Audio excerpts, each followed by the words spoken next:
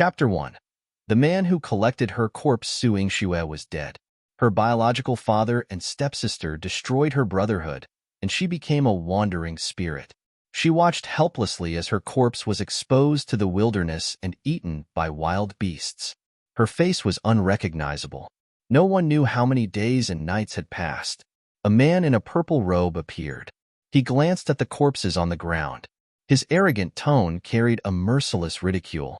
Su Yingxue, you are the daughter of the Marquis, yet you died so miserably? She floated in the air and watched as the man picked up her head and limbs one by one and pieced them together. Then, he carefully put on a wedding dress and a phoenix crown on her. His tone became much gentler, and there was a tinge of sourness. It looks so much better this way. Looks so much better? Su Yingxue shook her head. She felt that it was unbelievable. A wave of doubt was about to burst out of her chest as she clamored to ask him why he was doing this. Su Yingxue, from now on, you are my princess. The man's deep and hoarse voice was mixed with years of deep affection. Did he come here to marry her? Su Yingxue's heart trembled. How could that be?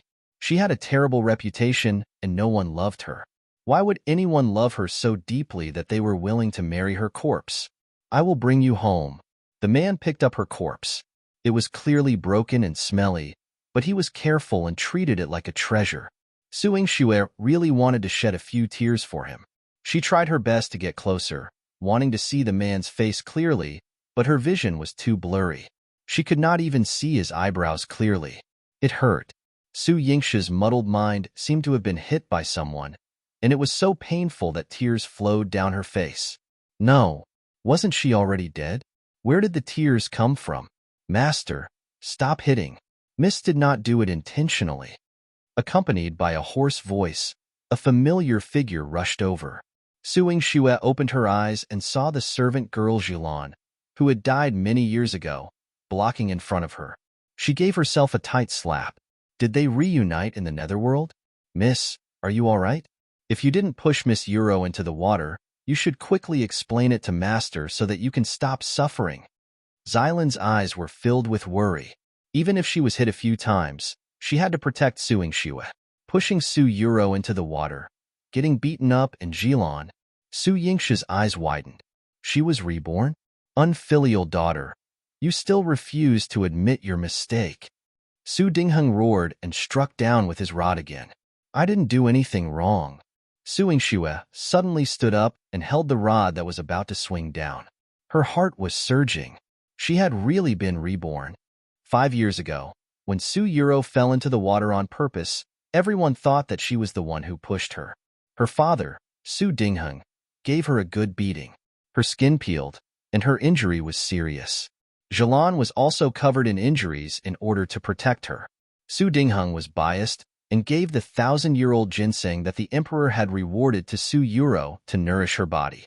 When her grandfather returned to court and found out about this, he was so angry that he spat out a large mouthful of blood. It was all because she was stupid. She had fallen for Su Euro's trick. Su Yingxue gritted her teeth. In her previous life, she had been coaxed by Su Euro until she was muddle-headed. She had only listened to her words and died miserably. She had even harmed everyone around her. She was filled with regret and unwillingness. Su Yingxue's eyes reddened for a while. When she raised her head to look at Su Dingheng, her gaze was as sharp as a knife. I didn't push Su Euro. She pulled me on purpose and fell on her own. Nonsense. Your sister is so gentle and kind. Why would she pull you? Su Yingxue, you're really vicious. It's fine if you bullied your sister in the past, but now that she's running a high fever, you still want to slander her. Su Dingheng was so agitated that he wanted to continue hitting Su Yingxue. Su Euro came out with disheveled hair and blocked Su Yingxue's path. Her small face was pale. Daddy, if you want to hit me, then hit me. Sister didn't mean it. I didn't stand firm. Euro, you're still burning up. Go back and lie down. Su Dingheng quickly threw away his rod and took a cloak to help Su Euro put it on. Seeing her so pitiful, he felt as if his heart had been ravaged by someone.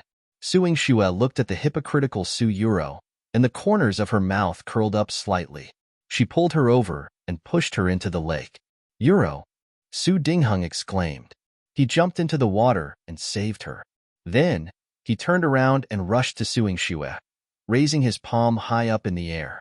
You unfilial daughter, how could you be so vicious to harm your sister in front of me? Su Yingxue dodged and did not let him touch her. Instead, she said expressionlessly, didn't she say that I pushed her? Since I've been wronged, why don't I make it real? She had been practicing martial arts since she was young and had a strong personality. In the eyes of outsiders, she was always the strong and Su Yuro was the weak one. Every time Su Yuro was sick or something happened to her, it was all because of her doing. When Su Dingheng saw Su Yuro frowning, he started to scold and hit her. In the past, she felt inferior because her father suspected her background. In order to gain his trust and love, she fawned over Su Yuro and was framed and insulted many times. Now, she would make Su Yuro pay for all the things that she had slandered her for. When Jilan saw the heroic Su Yingxue, who was no longer humble and begging, her heart was incomparably shocked. It was as if her miss had changed into another person. Chapter 2. Medicine King Valley Sister, I know I was wrong. I won't dare to do it again. Please spare my life. It'll definitely serve you carefully in the future. Su Yuro was protected well by the maids, but there were 2 lines of tears on her face as if Su Yingxue had done something unforgivable to her. However, she was already gnashing her teeth in her heart. Su Yingxue, who usually listened to her every word and did not dare to say anything even if she was wronged. What was wrong with her today? How dare she push her into the water in front of her father? The thought of it made her angry. She cried in front of Su Dingheng even more weakly, Daddy, don't blame sister wrongly. She also wants you to see her more and accompany her. It's my fault for hindering the father-daughter relationship between both of you. Before sister cools down, I won't be seeing you. Yuro, what nonsense are you saying? Daddy's heart aches for you. Su Dingheng held Su Yuro's hand and shouted at Su Yingxue, hurry up and apologize to your sister. You will soak in the lake for 2 hours. Before the time is up, you're not allowed to come up. Otherwise, it'll break your legs. Su Yingxue lost her mother when she was young. Although her grandfather doted on her, she longed for her father's love and never dared to disobey Su Dingheng's orders. She did not dare to move even when he punished her to kneel for half a day on a snowy day. At this moment, Su Yingxue sneered, Father, you can't differentiate right from wrong, and you don't know who's superior or who's inferior. You're punishing me, the legitimate eldest daughter, for a bastard child. No wonder grandfather refused to place you in an important position. What did you say? Su Dingheng was so angry that his face turned green. Not only did his daughter, who had always been submissive to him, disobey him, but she also exposed the fact that his father did not like him in front of so many people. It was no different from slapping him hard. He picked up his rod and beat Su Yingxue up again. Su Yingxue stood up straight. Father, is your hearing bad? If you hit me again because of an illegitimate daughter, if word gets out, outsiders will say things that are 100 times worse than mine. You! Su Dingheng's hand that was holding the rod trembled. Su Yingxue turned around and met Su Yuro's gaze. Her beautiful face carried a noble and cold temperament. Su Yuro, remember, if you accuse me of pushing you into the water again, they'll let you drown in there. Su Yuro's eyes were filled with tears, and her expression became more aggrieved. What nonsense are you talking about, you brat? Yuro is your sister. Su Dingheng's heart ached as he stood in front of Su Yuro. His eyes were filled with disgust and anger as he looked at Su Yingxue. Su Yingxue's lips curled into a mocking smile. She reached out to grab Su Yuro and threw her into the lake. In a panic, everyone was busy saving Su Yuro. It wasn't until she left that everyone's minds rang with alarm bells. The eldest miss was different from before. Su Yingxue brought Jilan back to the courtyard. Jilan gritted her teeth and supported her weak body. Miss, go back to your room and lie down. I will get a doctor for you. Su Yingxue caressed her hand. Good girl, go back and wait for me. I'll go get the medicine myself. Her mother, Princess Shuli, was the #1 female doctor of the Great Qing dynasty. Although she passed away when she gave birth, she inherited her mother's talent and knew medicine from a young age. She could learn faster than doctors who had studied for many years by flipping through medical books. It was not difficult for her to prescribe medicine to treat external injuries. But this time, she was not only going to take ordinary medicine, but also the 1,000-year-old ginseng that her grandfather had treasured. Her grandfather had stored the ginseng in a secret compartment in the pharmacy. Initially, he had only told her about it. However, in her previous life, in order to please her father, she had used this information to curry favor with him. As a result, Su Yuro had casually fallen into the water and taken this 1,000-year-old ginseng through her father. This time, she wanted to strike first and gain the upper hand. She would not give them the chance to take advantage of her. However, as soon as she opened the box, a golden light flashed in front of her eyes and she entered an unfamiliar place. The green grass was like a carpet, and the fragrance of medicine wafted in the air. Not far away, the sound of a waterfall could be heard. "Don't eat me. Don't eat me. I'll give you all the medicine, King Valley. Don't eat me. Boo-hoo. Who are you?"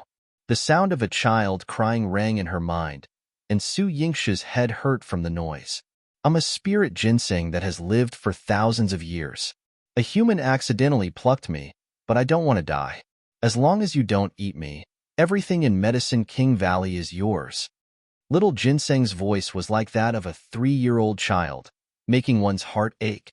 Su Yingxue looked at everything in front of her strangely. It was not a scene she had ever seen before. The rare herbs planted in the herbal field were hard to find in 100 years. When she saw the blood-clotting grass in the herbal field, her eyes immediately lit up. There's actually so much here. In her previous life, when she was beaten up, her big brother Su Hao gave her a stalk of blood-clotting grass. When she received it, she thought that he was stingy and only gave her one. Later on, she found out that blood-clotting grass could quickly heal wounds and strengthen muscles and bones. It was extremely rare. One stalk was worth thousands of taels of silver in the market. That stalk of grass that she received from her big brother was obtained from the military camp when he suffered serious external injuries. The military camp had allocated it to him so that he could participate in the military competition in the future after he recovered. However, he couldn't bear to use it and gave it to her, and she threw it away in a fit of anger. Now that she thought about it, she felt that she was so stupid. She continued to look and found that other precious medicinal herbs, such as crocus and sarcophagus, were also everywhere. It was simply a paradise for doctors. All kinds of beast horns and spirit herbs are in the pharmacy. Little Ginseng's voice lured Su Yingxue forward. There was an exquisite pharmacy in the valley. Rare herbs and equipment were all available. Most importantly, the water here contained medicinal qi. Su Yingxue drank a few drops of dew from the leaves. Not only did she quench her thirst, but she also felt that her blood was circulation well. The pain from being hit by Su Dingheng instantly disappeared. "Ginseng, is this your territory?" "Oh, you could say so. Let's make a deal. As long as you don't cook me, this place will be yours." The little ginseng was very generous.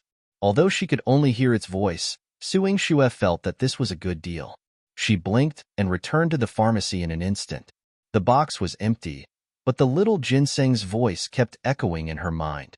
"Don't worry, I can't run away once I'm in your body. If you need anything, call me anytime. I'm going to sleep first." Su Yingxue let out a long sigh of relief. She wondered why Su Yuro had become a godly doctor in her previous life after eating the ginseng. She was sought after by everyone and became more and more powerful. So that was how it was. In this life, she wanted to firmly grasp this opportunity in her own hands. She picked out a few stalks of blood-clotting grass from Medicine King Valley and made it into a blood-clotting cream. She applied it on her wound, and it quickly took effect.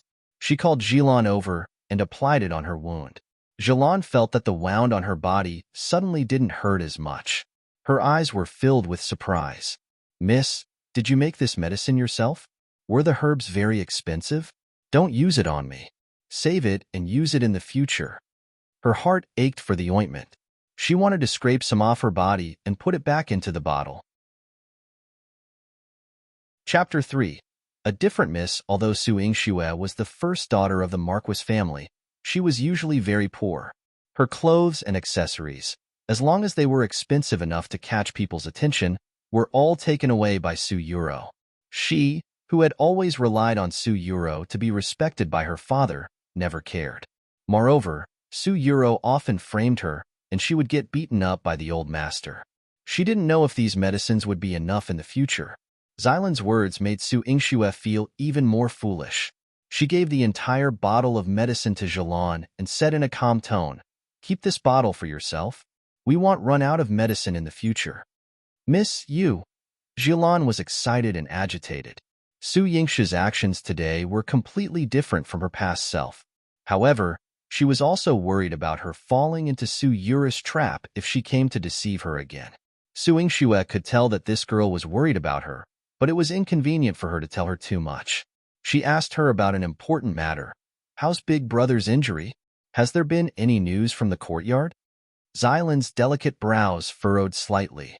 The eldest young master is wary of the old master and second Mississippi. The people in the courtyard have always been tight-lipped, but yesterday, when I saw Shu Yin, who followed the eldest young master, send the military doctor out, his expression was solemn. I think eldest young master's injuries are not light. Speaking of which, Su Hao's injury was also related to Su Yingxue. Originally, Su Hao's competition would be held in a while, and the position of General Xiao Wei would definitely belong to him.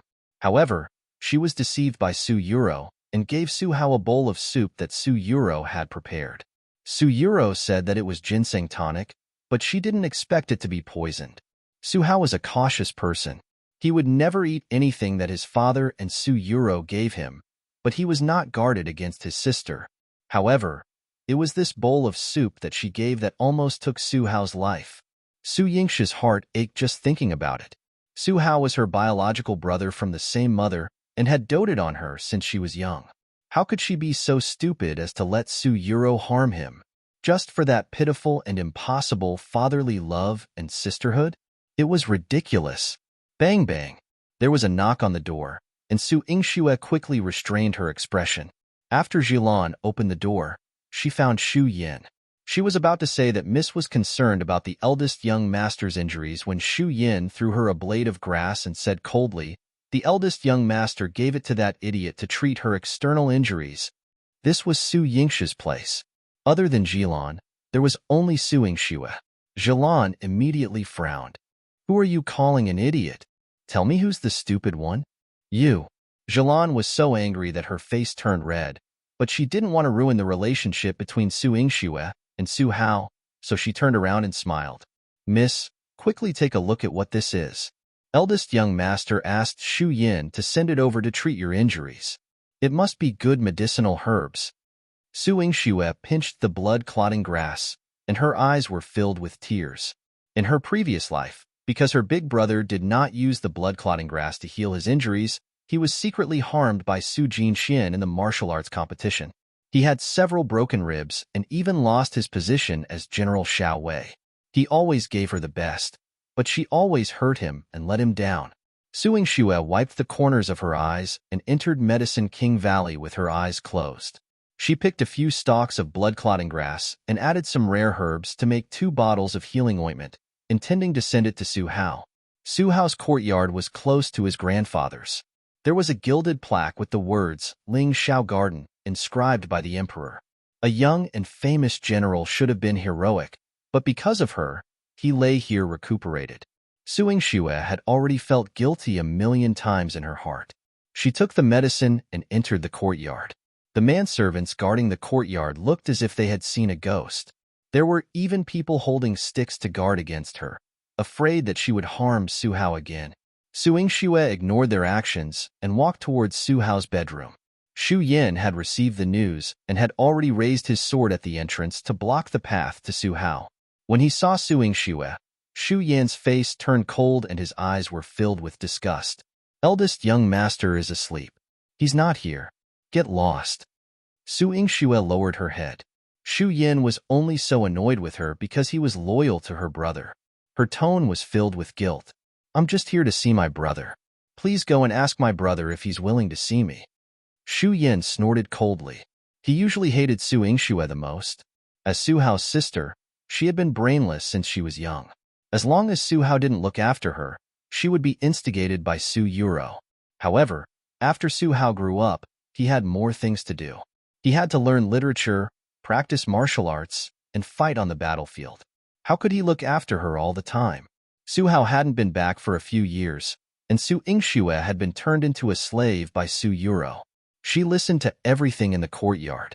Not only did she not get close to Su Hao, but she also helped Su Yuro and her brother to harm him several times. Shu Yin wanted to pry open Su Yingxue's brain and see what color paste was inside. At this moment, even if Su Yingxue said that she was here to see Su Hao, Shu Yin did not believe it. He rolled his eyes. Our eldest young master can't accept your kindness. Who knows what kind of poison you are bringing to him again? Su Yingxue clenched her fists and said in a low voice, I won't harm my brother. If he's hurt in the slightest, you can do whatever you want of me. The determination in her eyes was shocking. Shu Yin was greatly shocked. Su Yingxue was usually arrogant and despotic. What kind of underhanded trick was she playing now? Just as he was thinking about what to do, a weak voice came from the room. Shu Yin, let her in. Brother. This warm and mellow voice made Su Yingxue's eyes tear up. She pushed open the door impatiently. The room was filled with the smell of medicine and the smell of blood. Su Hao must have been injured badly and lost a lot of blood. Su Yingxue quickly ran to the bed. Su Hao struggled to sit up, but when he saw Su Yingxue, he forced a smile. Sister, you're here. Brother. Su Yingxue approached with tears in her eyes. The moment she held Su Hao's hand, she felt that her rebirth was so real. Her gaze swept past his handsome eyebrows, his beautiful eyes, and the love in his eyes. It was as if strands of intertwined light enveloped her. Su Yingxue took out the ointment, and her eyes were filled with apology. Brother, you're so seriously injured, yet you still gave me the blood-clotting grass. This is an ointment I made with the blood-clotting grass. Take it and use it. Your injuries will heal faster. But what about your injuries? Su Hao frowned, and a trace of worry appeared on his handsome face. If I didn't hear it so late, I definitely wouldn't have let father hit you again. This blood-clotting grass is very good at healing external injuries. Sister, you can go back and heal yourself. I'm fine. Su Hao's heart ached and he was sad. His blood surged, and he immediately coughed heavily. Brother, you're seriously injured and you still say it's fine? I'm not hurt. Besides, I've already applied medicine. Look. Su Yingxue rolled up her sleeves. The bruise on her fair and slender arm had already mostly dissipated. The effect of the blood-clotting grass was extremely good. Su Hao held her arm, but anger surged in his heart. Father can't tell right from wrong. He's too much. Chapter 4. Her brother believes her. Big brother, don't be angry. Hurry up and apply the medicine. Su Yingxue was afraid of provoking him again, so she hurriedly urged him. Su Hao looked at the medicine in her hand and then looked at her eyes, but he was a little hesitant. Shu Yin instantly snatched the medicine from Su Hao's hand and glared at Su Yingxue with a vigilant face. Eldest young master, don't use it. There might be some kind of poison in this medicine. What if your wound festers and you become disabled? Shu Yin, shut up. Su Hao scolded him with a cold face. Young master, I didn't say anything wrong. Haven't you been harmed by this sister for the past few years? If it wasn't for her, would you have been so seriously injured? You're quite generous. The blood-clotting grass that His Highness bestowed upon you, you casually gave it to her. I wonder what your heartless sister has mixed in to harm you. I didn't. Su Yingxue applied the ointment on her arm before turning to look at Su Hao. Brother, don't worry. If I drug you again, I will die a horrible death. Don't say that. I'll use it. Su Hao asked her to wait outside the screen and applied the medicine with Shu Yan's help. When Su Yingxue went in again, Shu Yan's eyes were about to pop out. Every hair on his body was screaming with dissatisfaction at her. Su Yingxue pretended that she did not see it and did not take it to heart. She placed 2 bottles of new medicine by Su Hao's bed.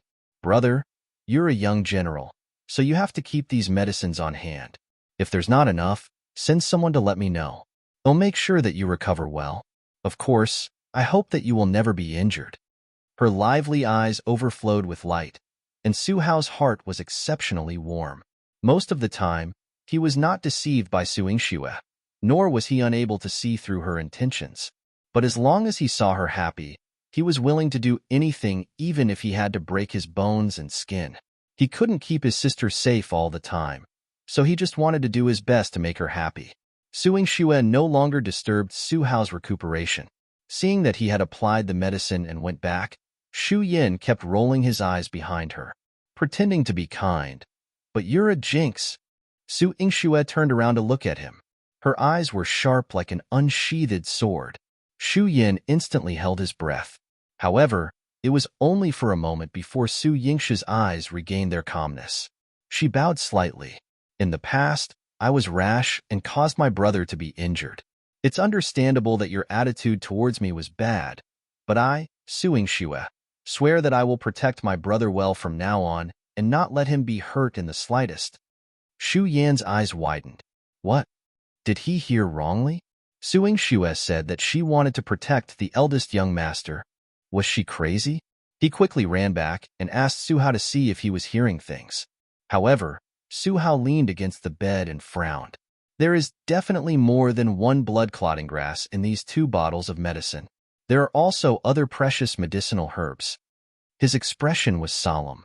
Although Su Yingxue had some medical talent, the money in her hands was usually taken away by Su Yuro or used to buy gifts to make her father happy. She could not buy too many blood-clotting herbs, much less afford these medicinal herbs. How did she get this medicine? Su Yingxue had just returned to her courtyard when Su Dingheng kidnapped Zhilan and forced her to hand over the 1,000-year-old ginseng. Su Yingxue, I'm really disappointed in you. Yuro treated you so well. Even though you caused her to have a high fever, she still pleaded for you. You actually went to the pharmacy and secretly took the 1,000-year-old ginseng away. Are you trying to kill her on purpose? Su Dingheng pointed at Su Yingxue and scolded her as if the person in front of him was not his biological daughter but his enemy. Su Yingxue's expression was calm, and her tone was unperturbed. The 1,000-year-old ginseng was bestowed to grandfather by the emperor. Father, are you going to give the 1,000-year-old ginseng to Su Yuro? What's wrong? Do you want to monopolize it? Yuro is my daughter, your biological sister, and also the Marquis bloodline. Could it be that she can't use it? Hurry up and hand over the ginseng. As if he was afraid that Su Yingxue would swallow the ginseng for herself, Su Dingheng sent people to search Su Yingxue's room the moment he arrived, but they did not find anything. Su Dingheng's gaze fell on her. Su Yingxue looked at Su Dingheng with a mocking gaze. This was her father whom she had respected for many years. She had lost her mother when she was young and valued her parents' love more than anything else. She yearned for Su Dingheng to love her and protect her.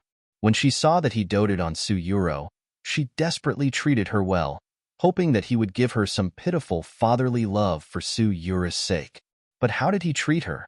First, he betrayed his relationship with her mother, then he colluded with Su Yuro to kill her grandfather, and then he charged her brother with treason, pushing them all to hell. Then, he would sit in the Marquis manor and embrace his women and children as he pleased. Brother and I have used the ginseng. Father, go find another one.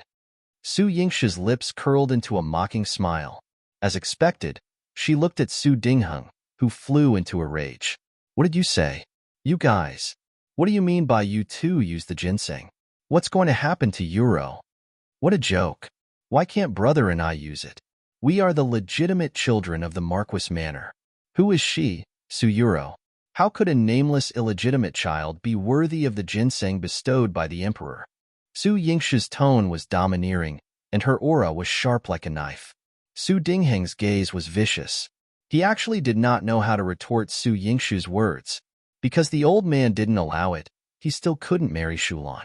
Even Yuro and her brother didn't have a status in the Marquis manor. But in the past, Su Yingxue had always obeyed everything he said. If he wanted anything, she would give it to him even if she had to risk her life. Now, she actually used the ginseng and was so unyielding. Suspicion rose in his heart, but when he remembered that Yuro was still lying in bed, he softened his tone. Father knows that you're not convinced today, but you harmed Yuro first. How can I not punish you? Even if you're angry, you should be done. Hurry up and take out the ginseng. How can you and your brother finish it? If I say I'm done eating, then I'm done eating. Su Yingxue did not care about Su Dingheng's coaxing. She pulled Jilan into the room and closed the door. Su Dingheng threw a tantrum in the courtyard, then turned around and rushed out of the manor to look for the ginseng. Su Yingxue heard that Su Dingheng had gone to all the big medical centers outside and only found 100-year-old little ginseng. When Jilan heard this, she was so angry that her little face puffed up. She felt indignant for Su Yingxue. The Marquis is too biased. He didn't care about Miss, but he was so worried about Miss Euro. Those who didn't know would think that Miss Euro was the legitimate daughter of the Marquis Manor. Hasn't Su Euro always boasted that she was the daughter of the Marquis Manor and that her manners and upbringing were better than mine? The corners of Su Yingxue's mouth curled up in a mocking arc as she tied the wristband closer. Miss, it's so late. Are you still going out? Are you going to get that bottle of medicine for me? Since it was snatched away, then let it be. I don't want it anymore. Miss, I don't want you to get hurt. Jilan quickly stopped Su Yingxue, thinking that it was all her fault for talking too much. She had told Su Yingxue during the day that when the Marquis came to search the room, he had taken away the bottle of medicine that Su Yingxue had given her. If Su Yingxue went to ask for it now, she would probably be at a disadvantage. Chapter 5. Father makes trouble, silly girl. It's better to make it again than to ask for it. Moreover, my brother also needs medicine. I have to go and pick some more medicine. Su Yingxue patted her head to comfort her, but she actually had other plans. She was nimble and would not be discovered even if she left the residence quietly. However, she deliberately left through the main door so that the gatekeeper could see her so that he could report to Su Dingheng and Su Euro. She had taken out so many blood-clotting herbs from the Medicine King Valley for no reason, and it would certainly arouse suspicion. She had gone out this time to deliberately look like she was picking herbs for them to see. Su Yingxue deliberately slowed down her pace.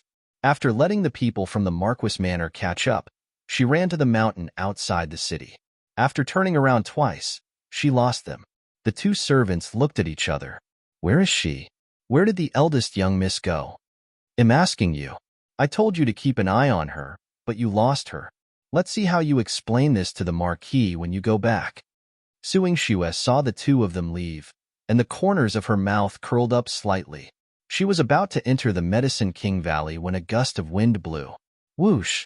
With the sound of an arrow, Su Yingxue immediately turned around and dodged. A wild wolf fell behind her, and before it could howl twice, it died. Su Yingxue looked in the direction where the arrow came from and saw a tall man standing not far away. Su Yingxue asked in confusion, You saved me? Before the other party could say anything, Su Yingxue had already noticed the figure of another person. She had never been afraid of the dark or ghosts, but the appearance of this person made her feel a chill all over her body, and an invisible pressure approached her. The man's thin lips parted slightly, and his low and hoarse voice was magnetic. Su Yingxue. He called out her name accurately. Su Yingxue instantly began to think, which big shot had she offended? In the past, when she was manipulated by Su Euro, she had offended quite a number of reputable people. This also paved the way for her tragic death in her previous life. Su Yingxue sized him up with the help of the moonlight. Although she couldn't see his true appearance, his facial features were well-defined and exceptionally perfect. He must be a handsome man. In Jiangdu City, the most handsome man was the seventh prince, Chu Chengye. He knew her. Could it be? Seventh prince?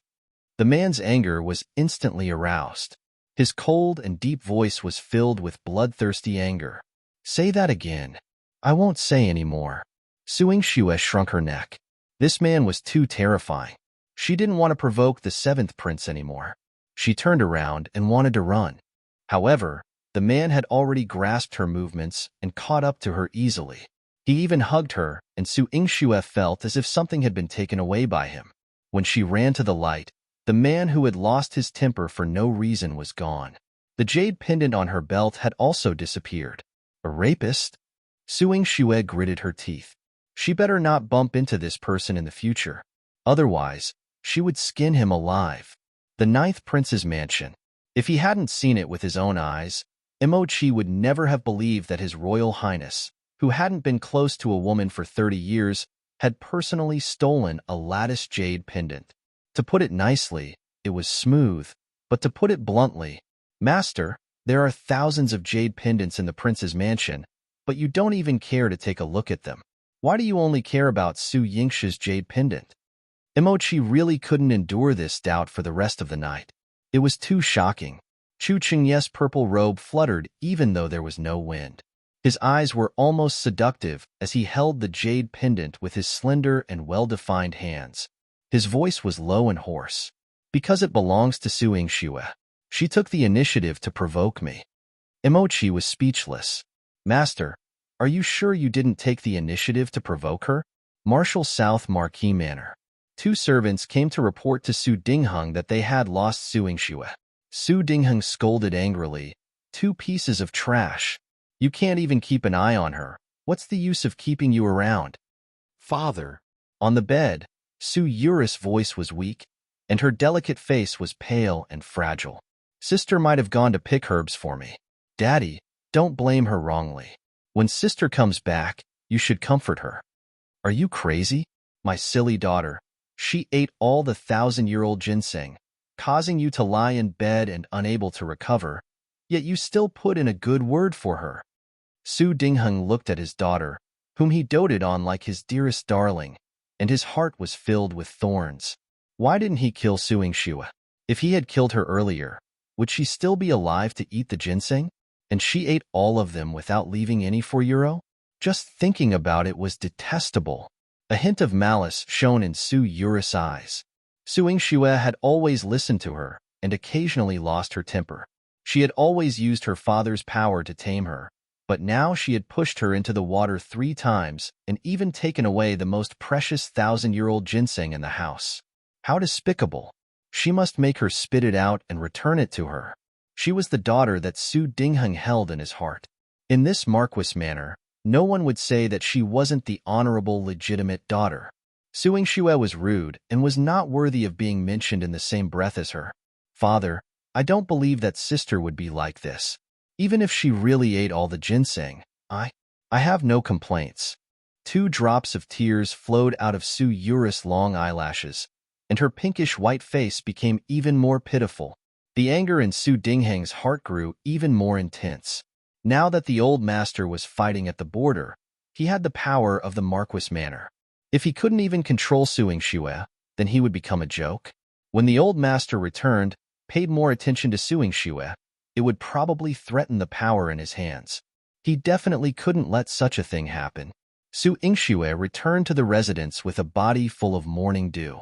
She knew that Su Dingheng would not have anything good waiting for her, but she did not expect him to make such a big fuss. Everyone in the Marquis manor was standing outside the hall. Su Yuro dragged her sickly body along as well. However, her treatment was excellent. The chair was covered with a goose feather cushion, and she was draped in a pure white fox fur coat. Even the golden hairpin in her hair was inlaid with rubies. This kind of lineup made her seem like the mistress of this marquis manor. Su Dingheng was worried about her health and did not dare to speak too loudly.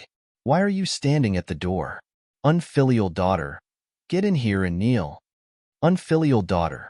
Su Yingxue curled her lips and stood straight in front of Su Dingheng with an indifferent expression.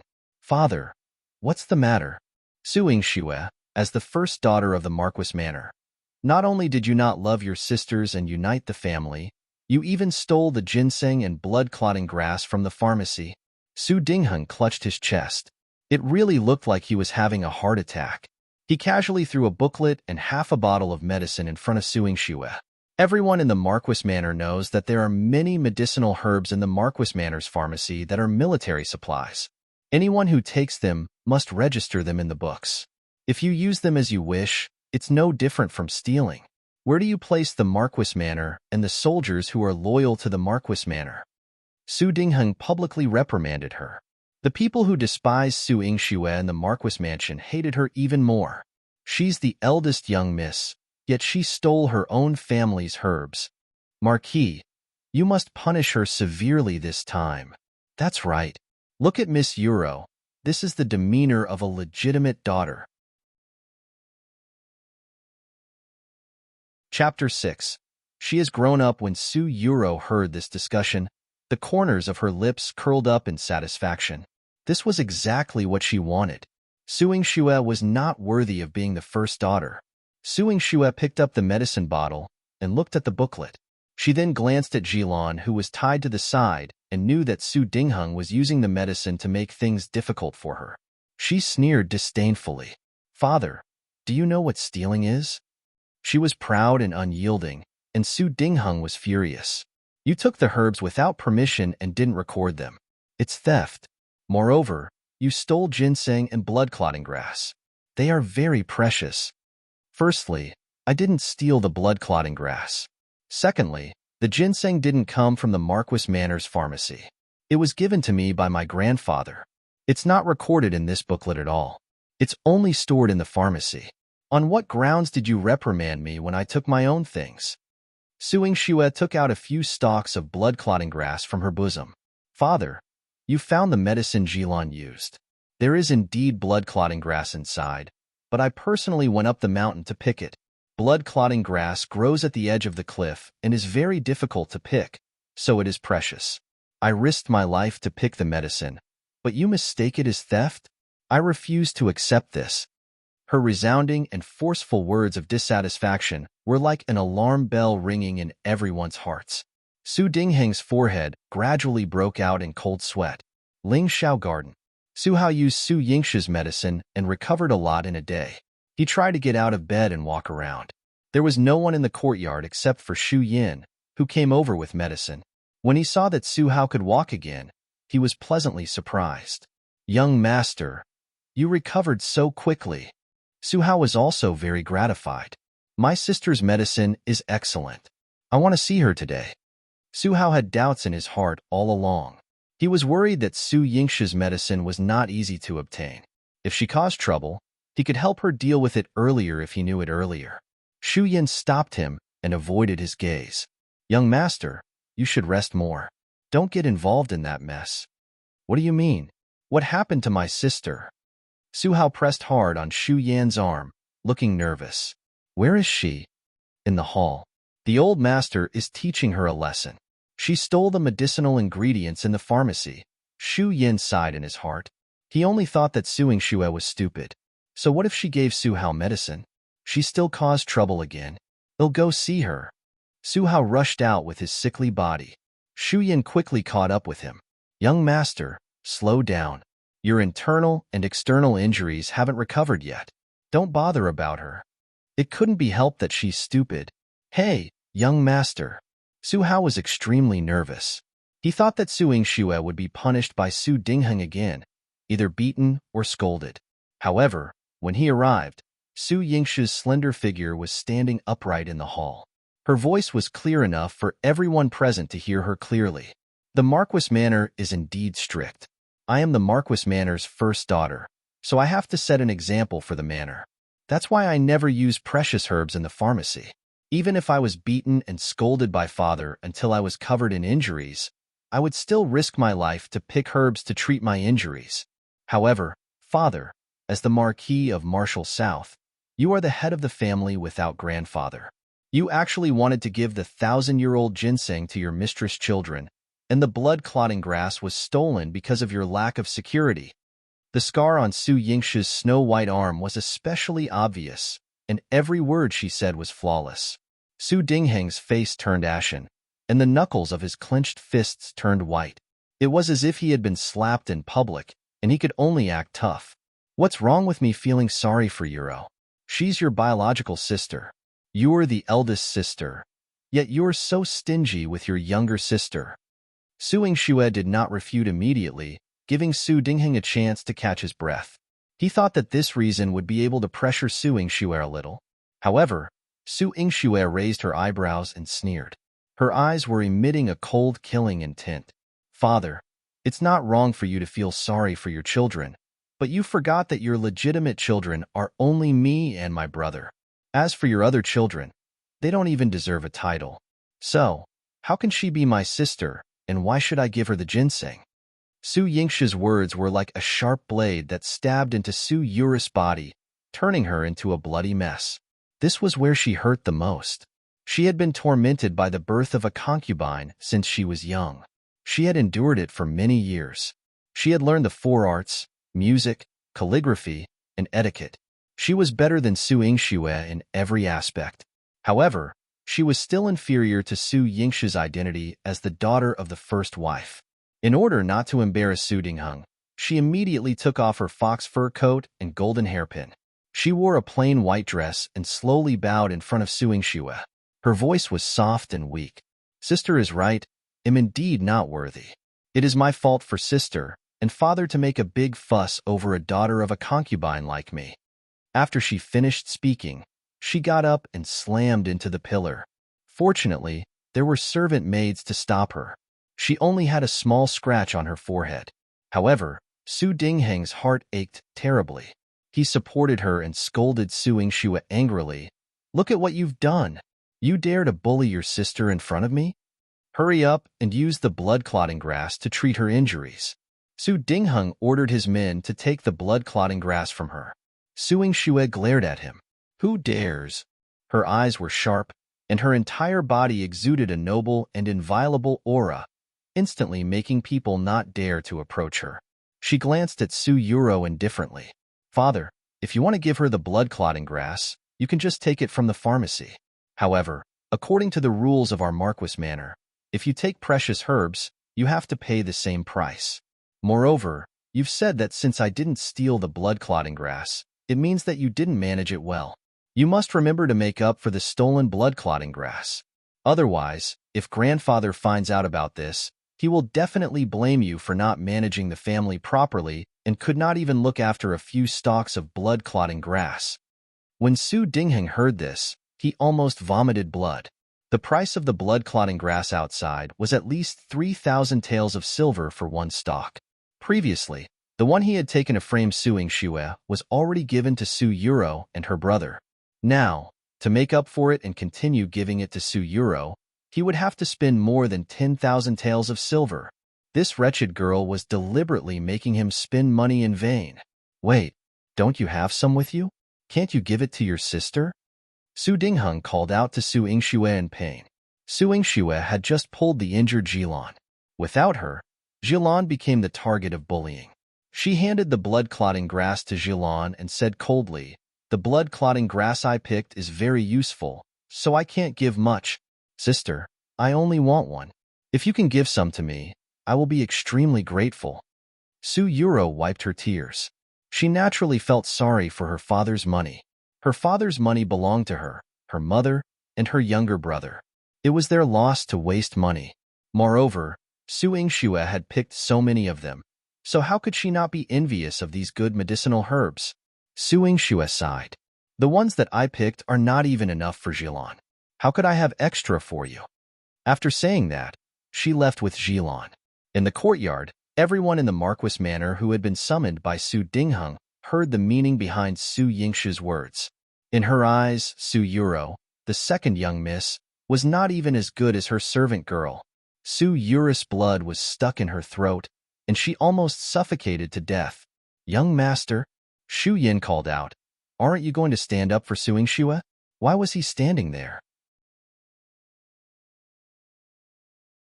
Chapter 7. The vicious Su Yuro Su Hao came back to his senses, and his eyes dimmed. She doesn't need it anymore. He originally wanted to go to her courtyard to see her, but she said that she needed to treat her injuries with the servant girl. It was probably inconvenient for him to go over now, so he returned to his own courtyard. However, Shu Yin felt that it was a pity. "Young master, you risk your injuries to protect her, but Su Yingxue doesn't even care about you. She really doesn't know what's good for her." Su Yingxue had never been likable since she was young. If it wasn't for his young master protecting and spoiling her, her life would have been miserable. Shu Yin. Su Hao's voice was cold and carried the might of a soldier. Shu Yin immediately stood up straight in front of him. "Young master, what can I do for you? She is my younger sister, the noble eldest young miss of the Marquis Manor. You shouldn't call her by her full name." Su Hao reprimanded in a deep voice. Shu Yin was stunned.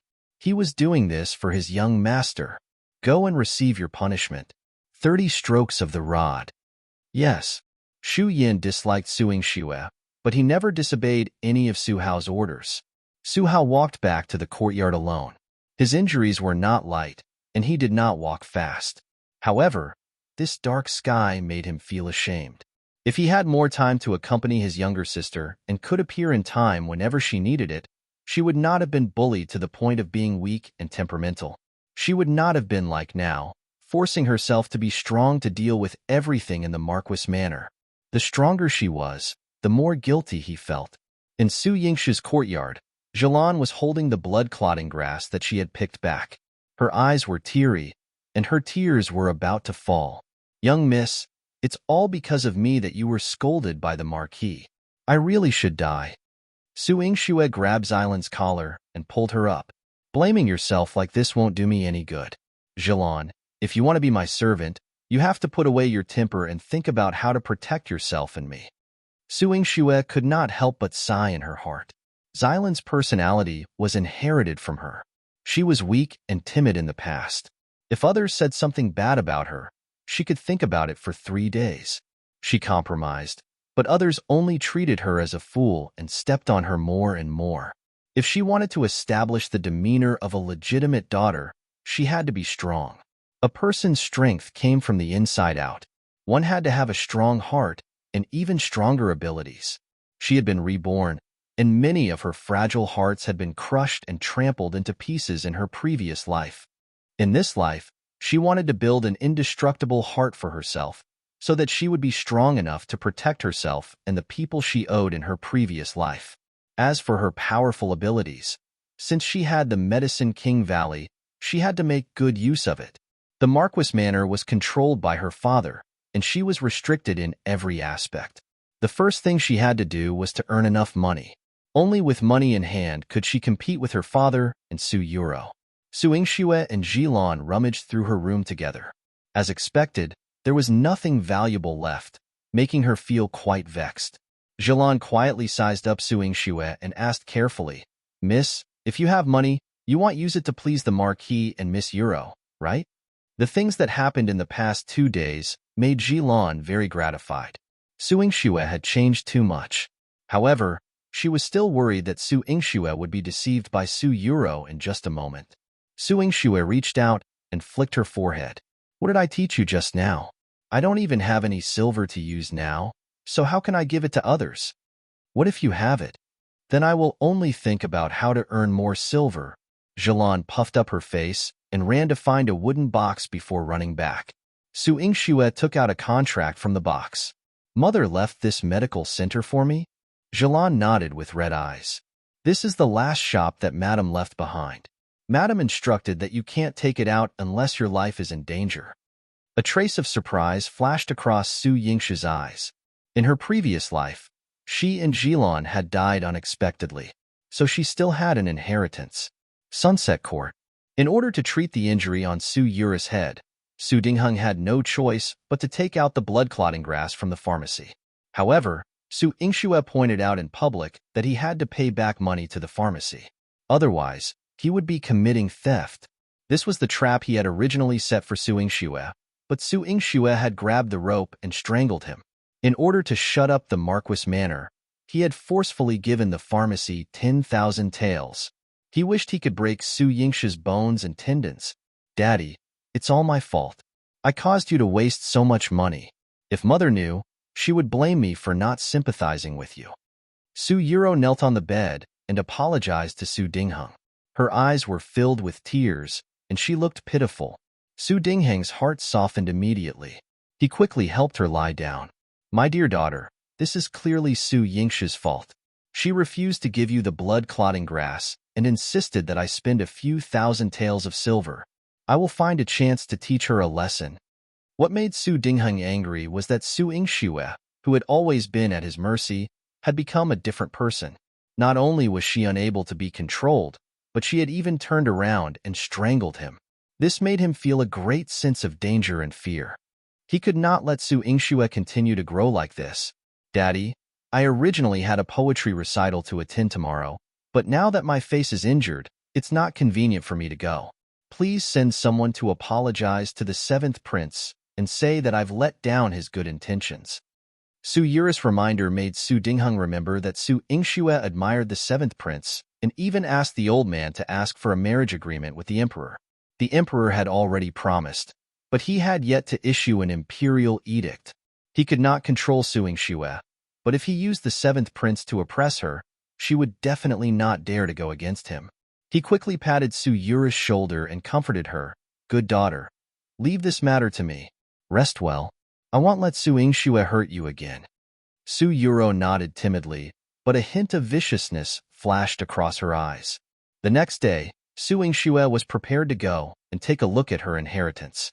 There were quite a lot of medicinal herbs in Medicine King Valley. If she had a medical center in her hands, she would have a lot of money in her pocket when she started running it. At that time, she would be able to take back the power of the Marquis Manor from Su Dingheng's hands step by step and eliminate those who threatened her and her brother's safety one by one. However, before she could leave the manor, two fierce guards stopped her. His Highness wants to see you. His Highness. Su Yingxue raised her eyebrows. These two people were dressed like soldiers of the royal family. The Marquis Manor did not participate in the fight for the throne and did not have close ties with any prince. However, the direction they brought her to was Su Yura's Sunset Court. In the courtyard, Chu Qingye was dressed in a moon-white robe. The collar and sleeves of his robe were embroidered with a soaring dragon cloud pattern that symbolized his status. He was like a gentleman, making people think of him crazily. Su Yingxue's heart skipped a beat when she saw him. That's right. In her previous life, Chu Qingye was her favorite. Even though Chu Qingye had never been nice to her, her eyes were still filled with him. A young girl's yearning was so brainless and unreasonable. Chapter 8. The ninth imperial uncle has arrived, however. Chu Qingye looked at her with disdain and disgust. Su Yingxue curled her lips mockingly. May I know why your highness summoned me? A hint of surprise flashed across Chu Qingye's amber eyes. Everyone in Jiangdu City knew that Su Yingxue admired him. She had always been humble in front of him, afraid of angering him. She did not even dare to look up at him. Now, she was holding her head high and puffed out her chest, looking down on him. This made him very unhappy. His tone was filled with disdain. Su Yingxue, I haven't seen you for a few days, but you've grown up. You disobeyed your father at home and bullied your sister. Do you still have any respect for the laws of the country? Su Yingxue burst out laughing. Your Highness, you must be joking. Of course, I take the laws of the country to heart. As for the family rules, speaking of which, did you come to the wrong door? The mockery in Su Yingxue's eyes reminded Chu Qingye that this was the Marquis Manor, not his manor. He had come here to teach her family rules? A joke of the year was born. Su Yingxue, Chu Qingye growled coldly in a low voice. Are you looking down on me? Yuro is my good friend and I respect the Marquis of Marshall South greatly. But now, you treat them like this. I will not let you off. Oh. Su Yingxue raised her eyebrows. She wanted to know why His Highness wouldn't let her go. Kneel down immediately and apologize to the Marquis and Yuro, and he'll spare you. He'll save you faces in the future, or else, don't blame me for being ruthless. Chu Qingye spoke with conviction and righteousness. If she had not died once, she would have listened to every word Chu Qingye said and done it. But what was he talking about now? In her previous life, he had been in cahoots with Su Yuro, coaxing her so much that she had to go around in circles. Before she died, he had slept with Su Yuro right in front of her. In this life, why should she listen to him? I won't do what your Highness has said. Furthermore, I still have matters to attend to, so I want to accompany your Highness. Su Yingxue's face was cold. It was a waste of time to stay in front of Chu Qingye any longer. Her time after her rebirth was very precious. There was no need to waste it on trash. Su Yingxue, stop right there. Chu Qingye was furious. He was used to being pursued by Su Yingxue, but he had never been treated coldly by her. He threatened her. If you don't apologize to Yuro today, don't even think about leaving this place. His guards stood in front of Su Yingxue, one on the left and one on the back. Su Yingxue's lips curled up coldly. Did he have her father's permission and still wanted to teach her a lesson in her house? Your Highness, don't. Su Yuro was dressed in a green dress as she ran out of the room. Her body was like a willow, and after taking 2 steps, she fell towards Chu Qingye. Chu Qingye quickly helped her up, his eyes filled with heartache. Yuro, why did you come out when you're sick? Go back to your room and lie down. Your Highness, it's all my fault. If you punish my sister today, I will blame myself. Your Highness, please don't blame her. 2 lines of tears flowed down Su Yura's delicate face, and the cinnabar between her eyebrows looked light and charming. Chu Chengya hugged her delicate body and was especially moved. However, he hated Su Yingxue even more in his heart. Su Yingxue, look at how good Yuro is to you. She's so sick, yet she's still pleading for mercy for you. You pushed her into the water and even snatched her ginseng. How despicable. Quickly apologize to Yuro. As Chu Chengya spoke, he was about to order the 2 guards to attack Su Yingxue. Su Yingxue's expression was cold, and her eyes were filled with indifference. Attack. Make her kneel in front of Yuro and apologize to her. Chu Chengya ordered his subordinates angrily. The 2 guards immediately attacked Su Yingxue. Su Yingxue did not have much strength, but when she was grabbed and resisted, her arm exploded with shocking strength, throwing one person 10 meters away. She punched the other person in the chest, causing him to vomit blood. Chu Chengya and Su Yuro were stunned. Su Yingxue was also puzzled. In her previous life, she did not seriously learn martial arts. Her grandfather forced her, but she only managed to practice some mediocre martial arts. It was impossible for her to defeat the royal guards, but now, fight. Beat these 2 bastards up. The voice of a 3-year-old appeared in her mind. Su Yingxue's eyebrows moved slightly. Little Ginseng, it's you? I'm already a few thousand years old. You're the little one. If they bully you, they're bullying me. Beat them up. Don't feel bad. Little Ginseng threw a tantrum in a childish voice. Its voice was crisp and cute. Su Yingxue smiled. All right. The little Ginseng was giving her face. She definitely couldn't disappoint it. After the 2 guards got up, they attacked her again. She swept her leg and put the 2 of them down. She gave them a few punches and kicks respectively. The entire Sunset Court was filled with their screams. Su Yingxue, how dare you? How dare you touch the people around me? Chu Chengya's face turned green. He had never been so embarrassed before. He shouted at the fallen guard, useless. You couldn't even handle her. Your Highness, please spare me. The 2 guards laid on the ground and cried. Su Yingxue was too terrifying. She was even stronger than the 2 of them. Sister, you must not hurt His Highness. Otherwise, if the Emperor blames us, our Marquis Manor will suffer. Su Yuro leaned weakly against Chu Chengya, her heart clenched in anger. She had provoked her on purpose. If she dared to touch Chu Chengya, she would be punished by the Emperor. She's not the one who's going to suffer. A cold and deep voice drifted in. Before they even saw the person, this voice was like a mountain pressing on their hearts. Chu Chengya held his breath as he looked at the person who had just arrived. Ninth Imperial Uncle? Why are you here? What kind of wind blew in the Marquis Manor to blow this big Buddha over? Su Yura's entire body trembled. She couldn't believe that she had actually met the most respected 9th prince of the Great Qing dynasty. Chu Yihan was dressed in a purple-gold python robe, and his entire body was emitting a cold aura. The sun was clearly shining brightly, but the moment he entered, the courtyard seemed to have entered a winter chill. Su Yingxue frowned in confusion. What was this person doing here? Rumor had it that the 9th imperial uncle, Chu Yihan, was a man of great power. He was cold and bloodthirsty and unpredictable. Everyone in the court was afraid of him, as if he was the king of hell. Chu Chengya had also become a quail in front of him. And he, Su Yingxue's eyes widened. Wasn't that shining jade pendant hanging from this person's waist hers? Fuck. The man from that night was him? Su Yingxue gritted her teeth. Chu Yihan ignored Su Yingxue's gaze as she stared at him. He walked in front of Chu Chengya and smiled. Who gave you the guts to behave atrociously in old General Su's residence?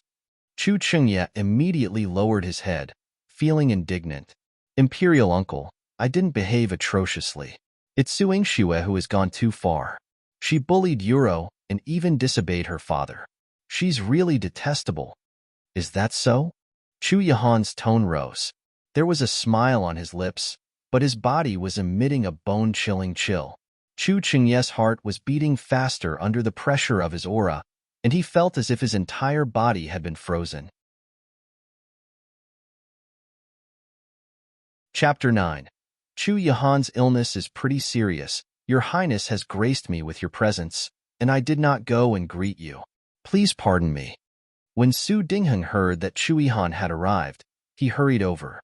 No one knew of Chu Yihan's temperament. Even the emperor was afraid of him. No one in the entire Great Qing dynasty would provoke him. He did not know why he had come to the Marquis Manor today. Su Dingheng did not even think and wanted to pin this matter on Su Yingxue. Unfilial daughter, you must have made His Highness unhappy. Hurry up and kneel down and apologize to His Highness. Su Yingxue's gaze turned colder. I didn't provoke His Highness. There's no need to apologize. The 9th Prince Chu Yihan stole her jade pendant. He even dared to wear it in front of her.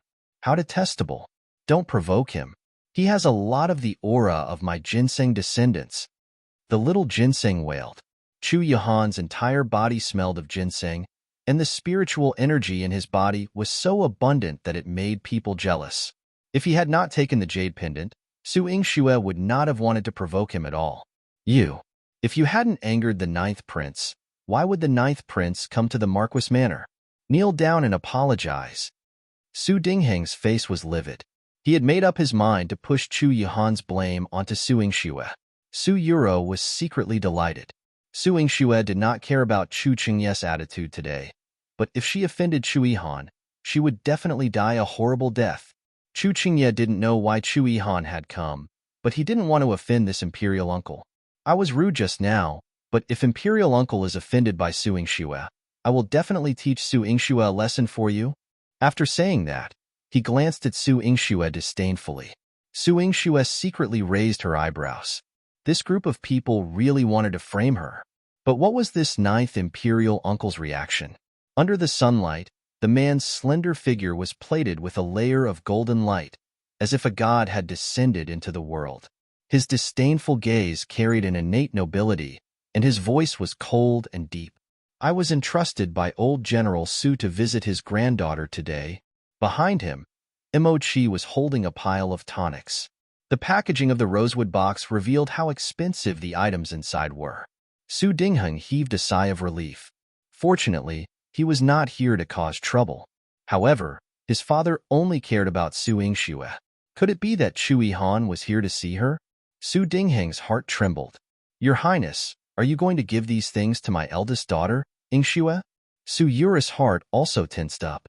Why was the good thing given to Su Yingxue again? Chu Yihan replied lazily, No. Su Yingxue was speechless. Her mind was filled with question marks. How could Grandpa ask him to take care of Su Yuro? Could it be that he was also a subordinate of Su Yuro? Was he this tasteless? Su Yingxue looked at Chu Yihan coldly. However, Su Yuro was exceptionally happy. She thought to herself, that old fart has finally taken her seriously for once. With Chu Yihan visiting her, her status among the young ladies of Jiangdu City has risen to a higher level. She quickly bowed to thank Chu Yihan. Your Highness, am extremely grateful for your hospitality. Thank you. She hurriedly called for Yuan Ruo, the servant girl behind her. Quickly receive His Highness things carefully. Yuan Ruo walked towards Mo Chi, but before he could get close, Chu Yihan's cold voice rang out. When did I say that it was for you? His voice was so intimidating that Su Yure's body trembled involuntarily, and her mind was filled with confusion. Her father only had 2 daughters, Su Yingxue and her. If it wasn't for Su Yingxue, then why wasn't it for her? Chu Qingye saw the weakness in Su Yure's eyes and felt pity for her. Imperial uncle, if it's not for Su Yingxue, why isn't it for Yuro? Yuro is dignified and proper, 100 times better than Su Yingxue. Old General Su would definitely dote on her more. Su Dingheng was also confused. He did not know what Chu Yihan was doing. Everyone's hearts were on edge because of Chu Yihan. He then looked at Su Dingheng and said, My gift is for the Marquis' only first daughter. The Marquis only has one legally wed wife, and those children all have the status due to the legitimate wife. As for those who don't have a title, they aren't worthy of being old General Su's granddaughter. Pfft. Ha ha ha. Little Ginseng rolled around laughing. How mean. Su Yingxue nodded. He was indeed quite mean. Su Yura's small face was burning red. Chu Yahan's things were not for her, and he even called her a bastard and unworthy of being grandfather's granddaughter. She almost cried. Chu Chengye wanted to speak up for her, but when he met Chu Yahan's eyes, he was shocked by the bloodlust in his eyes. Emochi handed the things to Su Yingxue. Miss Su, this is the best ginseng, red ginseng, purple ginseng. If you still lack them, you can just inform the prince's mansion. Emochi intentionally glanced at Su Dingheng, and Su Dingheng lowered his head guiltily. His face was burning red. This was clearly mocking him for snatching Su Yingxue's ginseng previously. Su Yingxue took the things and said indifferently, "Thank you, Your Highness." Everyone was in awe of Chu Yihan, but she looked at him coldly. Chu Yihan raised his eyebrows slightly, a hint of interest in his eyes. Su Dingheng sent Chu Yihan, the great Buddha, away. Chu Qingya also left with a dark expression. Su Yuro felt humiliated and started crying in the house. Su Yingxue threw the things back into the courtyard and climbed into Chu Yihan's carriage. Chu Yihan was resting in the carriage with his eyes closed. Su Yingxue jumped into the carriage and reached for his waist. She was as fast as lightning. Hiss! Su Yingxue frowned in pain. "Your Highness, return the jade pendant to me. This jade pendant is mine. Why should I return it to you?" Chu Yihan opened his eyes lazily with a hint of flirtatiousness in his eyes. The corners of his mouth curled up slightly, completely different from the dignified and solemn look he had in the Marquis manner. It was as if he was deliberately seducing. Su Yingxue gritted her teeth. She really wanted to blurt out that she had never seen such a shameless person. She pointed at the jade pendant on Chu Yihan's waist. "This jade pendant was left behind by my mother. My name is engraved on it. Your Highness took it from me. Please return it to me." Chu Yihan held the jade pendant in his hand. There was indeed the word "swear" on it, but this did not stop him from saying, "The jade pendant is mine." Since explaining did not work, Su Yingxue could only snatch it. However, even if she had the strength and was fast enough, she was still nothing in front of Chu Yihan. Chu Yihan clasped her hands behind her back and pulled her into his embrace. Su Yingxue crashed into his chest. It was hard. The back of Su Yingxue's head hurt from the impact. The closer she got, the more she could smell the man's light fragrance. The little ginseng could also smell the old wounds on Chu Yihan's body. Su Yingxue sneered. "Your Highness' old injuries are serious. You need to make a medicinal soup with cork tree bark, amber, and pangolin." Chu Yihan raised his eyebrows slightly. "You know medicine?" Su Yingxue's eyes were filled with disdain. "Your Highness doesn't believe me? I believe you." Chu Yihan's smile revealed a hint of evil. Su Yingxue's heart suddenly skipped a beat. She jumped out of the carriage with a cold expression. "You're sick." If he dared to believe anything she said, then she could not be blamed for being unkind. Who asked him to snatch her jade pendant? Chapter 10. Tongchang Medical Center. Su Yingxue could not figure out Chu Yihan's intentions for taking her jade pendant, so she could only give up. If a girl's jade pendant fell into the hands of a male stranger, her reputation would be ruined if she was not careful. However, that person was Chu Yihan, the man that all the women in the Great Shang dynasty wanted to marry. Su Yingxue was not afraid that he would ruin her innocence. She treated it as a time bomb that she could solve in the future. Now, she had to rush to the medical center to investigate. The medical center was located at the end of Rongjing Street. A bronze plaque read Tongchang Medical Center. The door was old and simple. There were 2 old doctors in the inner hall, and a young clerk was yawning on the table in front of the medicine cabinet. Su Yingxue walked in and saw that this place was really dilapidated. It was different from the shop that her mother had left for her, and she thought that this medical center did not have much income. She coughed lightly. The 2 old doctors looked up at her. One of them said, "You're not sick. There's no need to see a doctor." "I'm indeed not here to see a doctor. May I know who's the boss?" Su Yingxue said calmly. The young man on the medicine cabinet counter replied lazily, "The boss isn't here." Su Yingxue showed the contract to the clerk and asked him, "When will the boss be back?" The clerk immediately restrained his lazy aura and brought Su Yingxue to the back hall. Su Yingxue dusted the simple and unadorned tea table and realized that the wood was old. She waited for the time it took to brew a cup of tea before a middle-aged man in a dark green robe entered.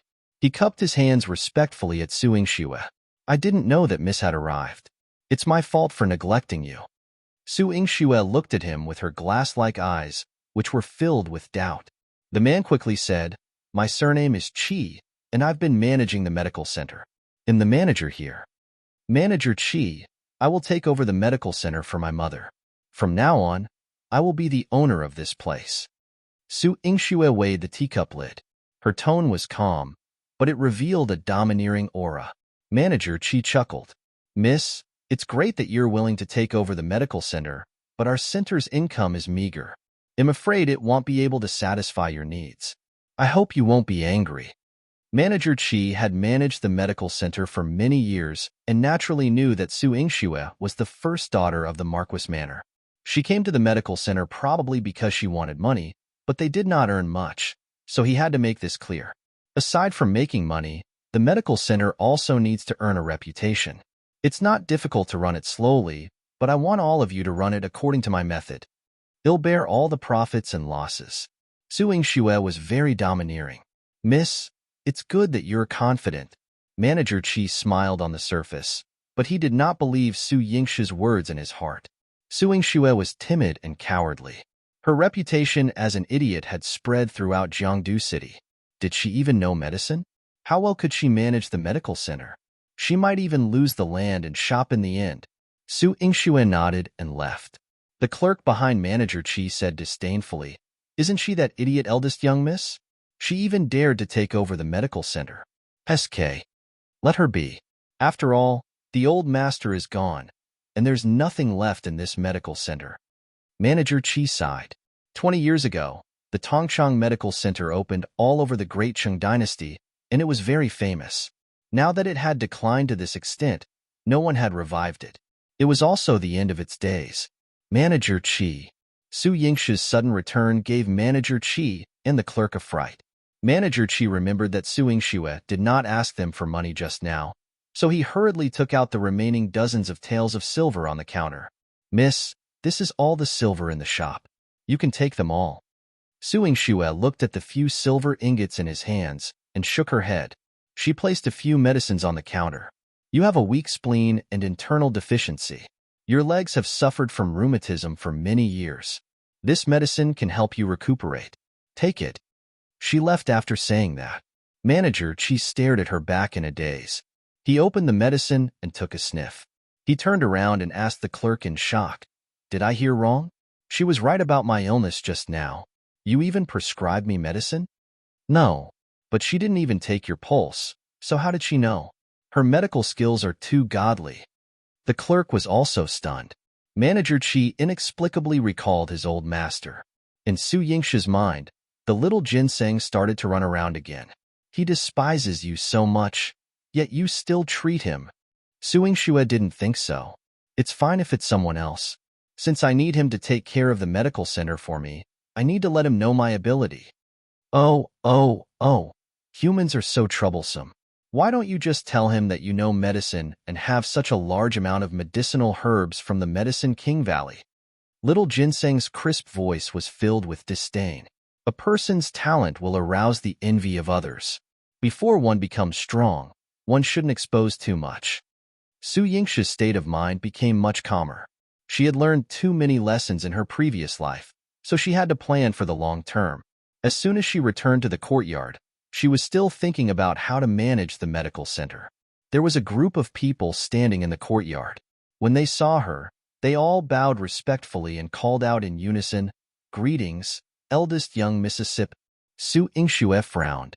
Zhelan ran out and whispered into her ear, Miss, these are all sent by the Marquis. They said that they are adding servants to our courtyard. Su Yingxue looked around. There were 3 maids, 3 old women, and 4 manservants standing in the courtyard. They looked neat and tidy, but she was not familiar with any of their faces. They were all Su Dingheng's men. On the surface, her father had sent someone to let her use it, but in reality, it was to monitor her, right? Su Yingxue reprimanded coldly, All of you, leave. I don't need it. She walked into the house. and the dozen or so people knelt down in the courtyard in unison. The young maidservant Yuan Xiang, who was the leader, said, "When the Marquis sent us here, he instructed that if young Miss refused to accept us, it would mean that you disliked us for not knowing how to serve you. Please punish us." Suing Xue ignored them and let them kneel. Entering the house, Jilan bit her lip. "Miss, this is not the way to go on. What if news spreads and it ruins your reputation?" "Does my reputation need to be ruined?" Suing Xue did not care at all. She only thought, however, it's not impossible for these people to stay. Let's see what tricks their master wants to play with me. After 2 hours, tell them to stand up, and I agree to let them stay. However, they must be loyal to their master and are not allowed to enter my bedroom. Jilan felt that this was a good idea, so she did as Suing Xue said. She made this group of people kneel for 2 hours. 2 hours later, Yuan Xiang and the others were called up. Jilan gave them a simple lecture and let them go to their respective jobs. Their knees were swollen and painful, so they could only barely finish their work and return to bed. In Sunset Court, Su Yuro didn't receive any news. Yuan Rua said, "Suing Xue is really ruthless." She made them kneel for 2 hours before they went back to work. They were all so tired that they didn't even have the strength to come and see you, Mississippi. We couldn't find anything today. Chapter 11. Su Yingshu's counterattack. Su Yuro drank the medicine for typhoid fever, and her fair little face twisted with viciousness. "Suing Xue, she can't win against me. Tell Yuan Xiang that she must find the tonic that His Highness gave her. Suing Xue is not worthy of such a good thing." Yuan Rua agreed and immediately sent the message. Suing Xue woke up early in the morning and heard the rustling in the courtyard.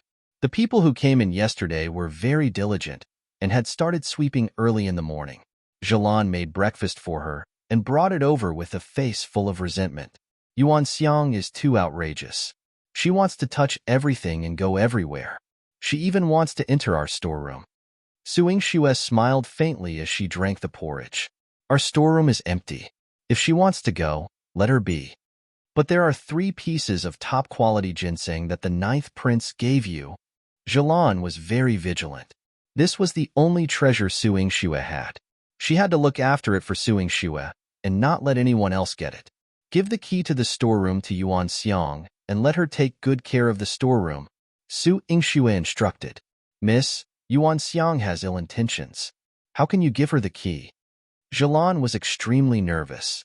Her true master sent her here for a reason. If you don't give her a chance, how can she reveal her true intentions? Suing Xue was expressionless, but her beautiful face made people feel that she was scheming and ingenious. Jilan immediately did as she was told, but she remembered what Suing Xue had taught her. When she found Yuan Xiang, she deliberately put on a straight face and looked unwilling. "Here, Miss trusts you and told you to look after the storeroom. If anything is missing or lost, Miss will definitely not forgive you." Yuan Xiang's eyes flashed with pride. "Got it, Sister Jilan. They'll take good care of the storeroom." After obtaining the key, she immediately informed Sunset Court. Su Yuro asked her to bring all the ginseng and replace it with something else to stuff it back into the box. Looking at the 3 glossy ginseng on the table, a satisfied smile appeared on Su Yuro's face. So what if His Highness gave it to her? Didn't it still fall into my hands? Yuan Rua immediately flattered, "Yes, that idiot eldest young miss doesn't deserve such an expensive thing. And even if she finds out that something is missing, she wouldn't dare to come and cause trouble for you. You are the Marquis' favorite." Yuan Xiang was also sent to her by the Marquis.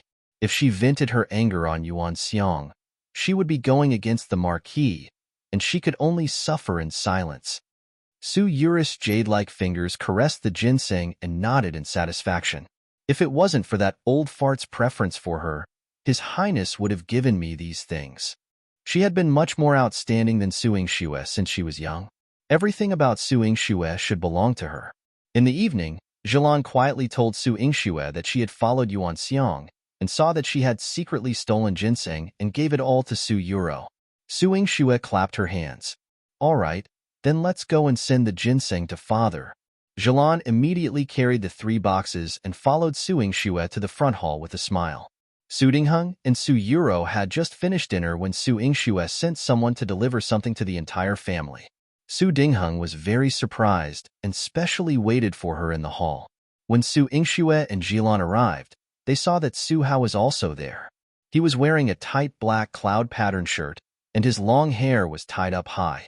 His brows were filled with heroic spirit, and his presence was overbearing. The cold light in his eyes turned warm after seeing Su Yingxue. "Little sister," Su Hao called her softly. Su Yingxue walked to Su Hao's side and took his pulse. His internal injuries were almost healed. Looking at his expression, his external injuries were probably about to recover. Su Yingxue was especially gratified. "Yingxue, what do you want by mobilizing so many people?" Su Dingheng stroked his beard with displeasure in his eyes. Su Hao had been raised by the old master since he was young, and he had learned 100% of his decisiveness from the old master. In his heart, he only had Su Yingxue as his sister and had no affection for his father. He came in and called him father with a straight face, not saying a word to him. Instead, he doted on Su Yingxue so much that he did not care about his father at all. Therefore, he could not stand the intimacy between the siblings. Su Yingxue put on an obedient look. "I'm naturally here to give good things to father and brother. Sister is really thoughtful," Su Yuro said in a delicate voice. Su Hao pinched Su Yingxue's wrist. "Why don't you keep your good stuff for yourself?" Su Hao knew that all of Su Yingxue's good things had been plundered clean. She had never used any good things herself. Now that he saw her take out another good item, his heart ached even more. "Brother, sit down." Su Yingxue's eyes curved into a smile, revealing a reassuring expression. Su Yuro originally thought that her good stuff was just those 3 ginseng. She had taken all of them, so what else could she have that could be considered good? However, when Su Yingxue took out the box containing the ginseng, her expression changed drastically. Su Yingxue gave 3 boxes of ginseng to Su Dingheng, Su Hao, and Su Yuro. She said generously, "These are the ginseng, red ginseng, and purple ginseng that the 9th prince gave me yesterday. The 9th prince is so noble, so these gifts should be considered good, right? We'll give it to father, big brother, and Yuro." Su Dingheng's eyes lit up. Of course, this is great. Initially, he only had his eyes on the old master's ginseng. However, Chu Yahan's status was much higher than the old master's, so the things he used were 100 times more precious than those in the Marquis Manor. He opened the box impatiently and widened his eyes. What's going on?" Su Hao also opened the box after him, but when he looked at the things inside, his handsome eyebrows furrowed deeply. Su Yuro's hands that were holding the box were trembling as she glared at Su Yingxue. "This bitch." Su Yingxue was at a loss. "Father, what's wrong? Aren't the things gifted by the 9th prince good? What is this thing? This is definitely not a gift from His Highness." Su Dingheng threw an ordinary herb on the ground and pointed at Su Yingxue angrily. "You used this to fool your father." "Father, I didn't lie to you. I originally wanted to give everyone ginseng out of good intentions, but who knew? His Highness must have gifted it wrongly. Why don't I go to His Highness Manor to ask him now?" Su Yingxue's beautiful little face was filled with innocence. She was so angry that she wanted to rush out. Su Hao stopped her. "Sister, it must be the work of the Marquis Manor's people." Su Hao protected her and placed the box next to Su Dingheng. "Father, the gift from His Highness would definitely not be given wrongly. If my sister did not have the intention to gift it, she would not be so sincere. From what I can see, someone in her residence must have tampered with it and replaced the ginseng. Since the thing was placed in her courtyard, it should be someone from her courtyard who did it." Su Dingheng slammed the table angrily. "The audacity!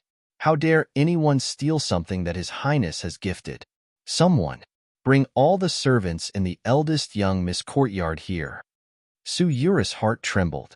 "Father, it would be a fuss to investigate the case like this. Why don't we go back to Sister's courtyard and investigate properly?"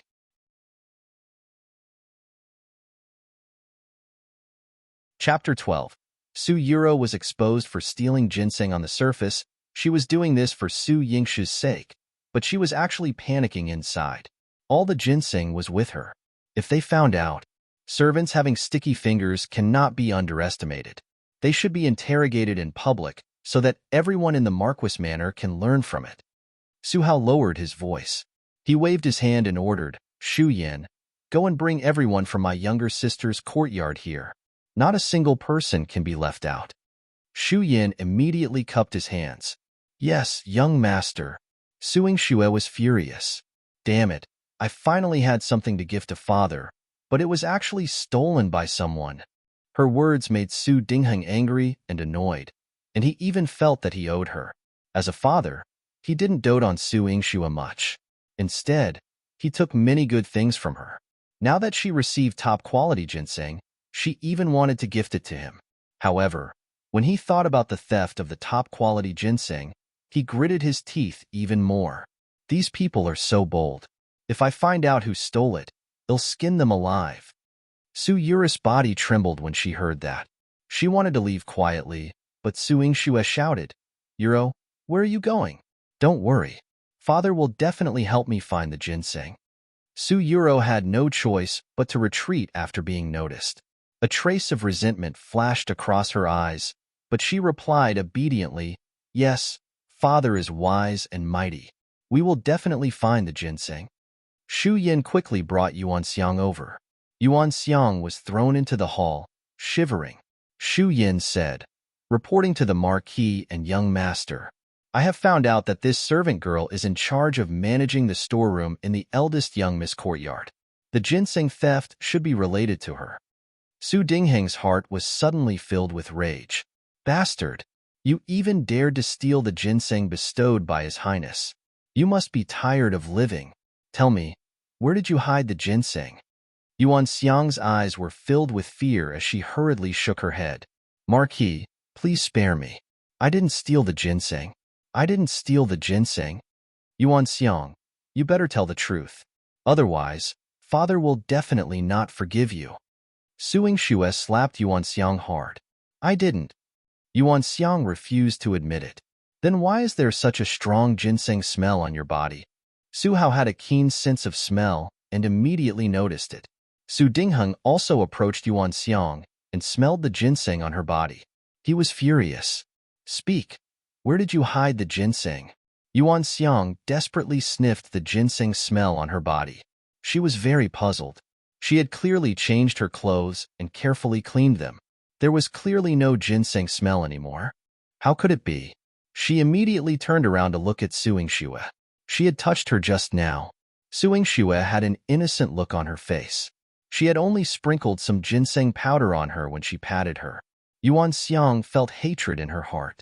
Su Dingheng cared about the ginseng. Seeing that Yuan Xiang did not speak, he immediately ordered his men to punish her. Yuan Xiang was beaten until she cried bitterly, Marquis, spare me. Marquis, spare me. Tell me, where is the ginseng? Yuan Xiang bit her lip, feeling extremely wronged. Although she had taken the ginseng, she had already given it to Su Yuro. However, she couldn't tell the truth in front of everyone. Otherwise, Su Yuro would definitely not let her off. She looked at Su Yuro for help. Su Yuro glared at her viciously, but said in a gentle voice, Yuan Xiang, this ginseng is so precious. If you secretly stole it and sold it, say it immediately. On account of the many years you have been in the Marquis Manor, I can still plead with Daddy to let him deal with you lightly. Otherwise, if Daddy is furious and beats you to death, Su Yuro clutched her chest, unable to continue speaking. Yuan Xiang was trembling in fear. Su Yuro was warning her that if she dared to betray her, she would beat her to death. She trembled as she knelt down. She could only admit, Master, please spare me. I stole the ginseng and sold it. Someone, beat this traitor to death. Su Dingheng was so angry that his face turned red. Father, wait a moment. The things that His Highness has given are extremely precious. Even if she sells them, she can't get rid of them for the time being. We are still able to investigate it now. Why don't we have brother go and check it out? Su Yingxue suggested. Su Dingheng nodded. Investigate. We must find the ginseng. His heart ached just thinking about it. Those were 3 stalks of top-grade ginseng. Su Hao ordered Shu Yin, investigate immediately. Xu Yan had followed Su Hao for many years and was swift and decisive in handling matters, and he quickly found out. Marquis, Yuan Xiang did not sell the ginseng. The ginseng should still be in the residence. The corners of Su Yingsha's mouth curled up. Father, it looks like this servant girl has made up her mind to fool you. The ginseng should still be in the Marquis manor. Su Dingheng slammed the table in anger. You wretched girl, how dare you deceive me? Beat her to death for me. Yuan Xiang was beaten until her skin and flesh split open. She kept crying and begging for mercy. Marquis, please spare me. Marquis, please spare my life. Where's the ginseng? Su Dingheng was so angry that he stepped forward and kicked her. The ginseng is... Yuan Xiang looked at Su Yuro with a timid gaze. She really couldn't take such a beating. Su Yingxue reminded her, if you don't say, you'll only die. Su Yuro nervously twisted her handkerchief and looked at Su Dingheng with a weak gaze. Father, it's late. Why don't we lock Yuan Xiang up first and interrogate her again tomorrow? Father, it's inappropriate. This is an inside job. There must be an accomplice in the residence. Interrogate them as soon as possible so that we can find the ginseng as soon as possible. Su Hao said in a deep voice. Su Yuro's fair face was filled with pain. Big brother, are you suspecting that I'm Yuan Xiang's accomplice? Su Hao's face was cold, and he didn't look at her. I just want to find the ginseng as soon as possible. Su Dingheng's heart ached as he patted Su Yuro to comfort her. Ruer, you're thinking too much. Howard didn't mean it that way. This ginseng isn't an ordinary item. We must find it as soon as possible. That's right. If His Highness knew that we had accidentally lost the things he gave us, he would definitely blame us. Su Yingxue sighed. At the mention of Chu Yihan, Su Dingheng's heart tensed up.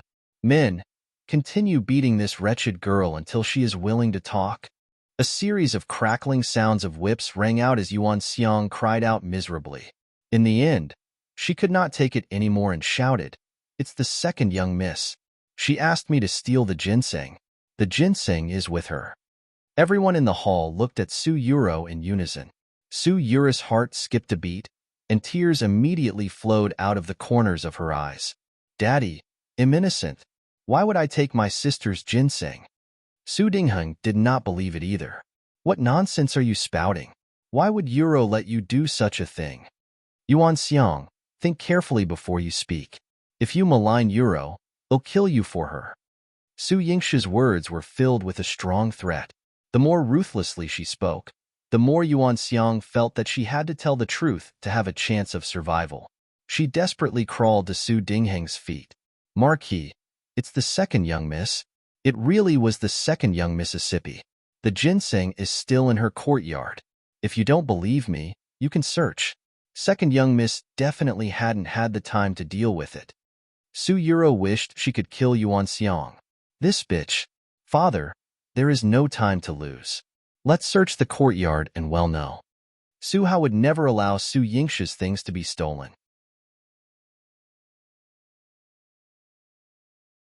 Chapter 13.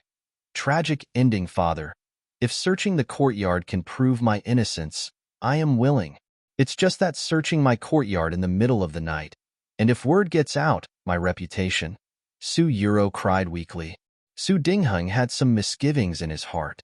If word of the courtyard search got out, it would affect Su Yuro's reputation. Father, this servant girl must be lying. I already said that I would give it to Yuro, so why would she send someone to steal it? Besides, wasn't she slandering her for ambushing people in my yard to spy on me? This is too unfair to Yuro. In my opinion, it's better to inform His Highness and ask him to help with the search. Su Yingxue defended Su Yuro. The moment she mentioned Chu Yihan, Su Dingheng panicked. We must not alert His Highness about this. Let's search the courtyard. Men, go to Sunset Court. He brought his men and rushed to Sunset Court. He even patted Su Yuro's hand and comforted her. Ruer, don't worry. Father will definitely prove your innocence. Su Yuro nodded her head in gratitude, but she was extremely anxious in her heart. She glared at Su Yingxue fiercely. Su Yingxue had an innocent look on her face as if she did not know what she had done wrong. Su Hao walked beside Su Yingxue and accompanied her. Don't worry, I will definitely find the ginseng. Okay, Thank you, brother. Su Yingshu's heart felt warm. Su Yuro thought to herself that she definitely couldn't let them search the courtyard. Thus, before she reached the courtyard's entrance, she pretended to faint. Ruer, what's wrong? Su Dingheng's heart ached as he supported her. Seeing that she had fainted, Su Dingheng immediately called for a doctor to treat her. Su Yingxue walked forward. Father, let me take a look. You? Su Dingheng was surprised. What do you know? When he saw Su Yingxue take out 3 silver needles to stab Su Yuro, he immediately stopped her. Stop. Don't hurt Ruer. Father, I have a rough understanding of medicine. I just need a few needles and Yuro will wake up. Su Yingshu's expression was indifferent. Why didn't I know that you knew medicine? Su Dingheng trembled with worry. Father, it was all thanks to my younger sister's medicine that my injuries healed so quickly. Su Dingheng was slightly relieved when he heard Su Hao say that. Su Yingxue secretly curled her lips and stabbed Su Yuro's philtrum, Higu, and Tianzong acupoints. Su Yuro was pretending to faint, but when she stabbed these 3 major acupoints, she immediately jumped up and screamed, It hurts. Her loud voice startled Su Dingheng. Ruer you, father, Yuro is fine. Su Yingxue patted Su Yuro. Su Yuro gritted her teeth and glared at her. She had stabbed her on purpose, and she was in so much pain. Su Yingxue had an indifferent expression as she kept the needles as if she did not care about anything. She and Su Yuro stood at the side. Su Yuro was so anxious that she was sweating profusely. She saw that Su Hao's men had found 3 ginseng and was about to faint again. However, Su Yingxue smiled faintly. Don't be afraid. With my medical skills, I won't let you not wake up. You? Su Yuro's eyes were red. She recalled the intense pain from being stabbed by the needles and instantly felt fear. Su Dingheng looked at the ginseng he found in disbelief. Ruer, what's going on? Did you really order Yuan Xiang to do it? Father, I didn't. Even if I had the guts, I wouldn't do that. Su Yuro knelt on the floor with a thud, blood seeping out of her knees. Su Dingheng did not believe it either. He glared at Yuan Xiang. How dare you steal the eldest young Miss Ginseng and slander the second young miss? Yuan Xiang was covered in blood as she struggled weakly. Marquis, I'm not lying. It really is the second young miss. She looked at Su Yuro resentfully. She was clearly working for her, but Su Yuro watched her get beaten badly. She was too cruel. Father, if you don't believe me, Ruer will be at your disposal. Even if you want to chase me out of the Marquis Manor, I won't dare to say anything. Su Yuro's delicate tears flowed down like a lotus flower that had been ravaged by the wind and rain. Su Dingheng had always felt sorry for her. How could he bear to blame her at this moment? However, today's matter had involved a large number of people. His favoritism would inevitably cause people to gossip, so he could only find someone to die for Su Yuro. He waved his hand and ordered, Men, Yuan Xiang stole the ginseng and framed the second young Mississippi, drag her away, and beat her to death. Yuan Xiang fell heavily to the ground. She knew that Su Dingheng was biased, so she desperately crawled towards Su Yingxue and hugged her as she begged, Eldest young miss, please save my life. I won't do it again. I won't do it again. Su Yingxue brushed her away with a cold gaze. If you knew this would happen, why did you do it in the first place? You chose your own dead end. Su Yingshu's words enlightened Yuan Xiang. If she had been a servant girl in Su Yingshu's courtyard, why would her life be in danger? She was working for Su Yuro, but she was using her to pay for her life. Yuan Xiang's eyes were filled with despair as she was beaten to death in public. In order to regain the impression of standing in Su Dingheng's heart, Su Yuro cried, Daddy, although Yuan Xiang slandered me, the ginseng was found in my courtyard. I have a responsibility. Daddy, please punish me severely. Su Dingheng pursed his lips tightly. You can't be blamed for this. It's all that wretched girl Yuan Xiang's fault. Afraid that Su Yingxue would take it out on her, Su Dingheng even specially instructed Su Yingxue. Yingxue, your sister was wrongly accused in this matter. Yuan Xiang was the one who stole the ginseng. You are not allowed to vent your anger on her. Su Yingxue sneered in her heart. It was such an obvious result, yet she was still the one who had wronged Su Yuro. Forget it. Her father had never been able to distinguish right from wrong, so she did not expect him to punish Su Yuro. She said, "Of course, I won't blame my younger sister, but she was shocked and fainted today. I'm afraid she needs to recuperate well. Father, why don't you let her recuperate in the courtyard for a month and not go out? This way, tonight's incident won't spread and damage her reputation." Su Dingheng stroked his beard and nodded. That's good too. He turned around and instructed Su Yuro, stay in the courtyard for the next month. Don't come out and walk around. Yes, I will remember Daddy and Sister's words. She agreed on the surface, but in her heart, she wanted to tear Su Yingxue into pieces. She was locked up for a month just like that. Her gaze fell on the 3 ginsengs. Her heart ached because Su Yingxue was going to take them back. She originally wanted to ask for one. However, Su Yingxue rushed to say, "Father, although the ginseng has been found, it's hard to guard against thieves in the Marquis manor. To prevent it from being lost again, it's better to let brother keep it first." "Well, I'll keep it. Who would dare to touch my things?" Su Dingheng immediately stopped him. He coveted this ginseng very much, so how could he bear to let someone else take it away? Older brother is strict in managing the army. The servants in the courtyard are also from the army.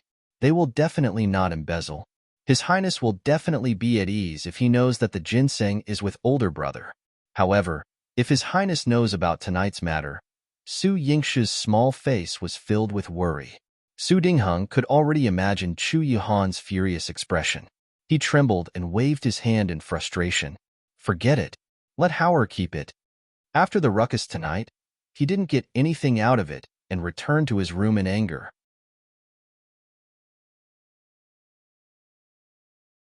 Chapter 14. Subduing people's hearts with money. After Su Hao took the ginseng away, he sent Su Yingxue back to her room. The moonlight was faint, making Su Hao's eyes look gentle as they reflected a layer of silver light on them. "Sister, don't worry. The ginseng is with me. You can come and get it any time. I will look after it for you, and won't let anyone have the chance to take it away." Su Yingxue's tone was calm. "I originally wanted to give these ginsengs to you. You can keep them for your own use. It's so expensive, you don't mind? It's just a few pieces of ginseng. It's nothing compared to my brother's love for me." A trace of guilt flashed across Su Yingxue's eyes. In her previous life, Su Hao's tragic death appeared in her mind. She had no intention of involving him in this matter tonight, but after her rebirth, she cherished every moment she spent with Su Hao. Su Hao had never seen such deep guilt on a person's face. It was as if she had done something sinful and was repenting and atoning for it. But when had his sister ever committed such a grave sin?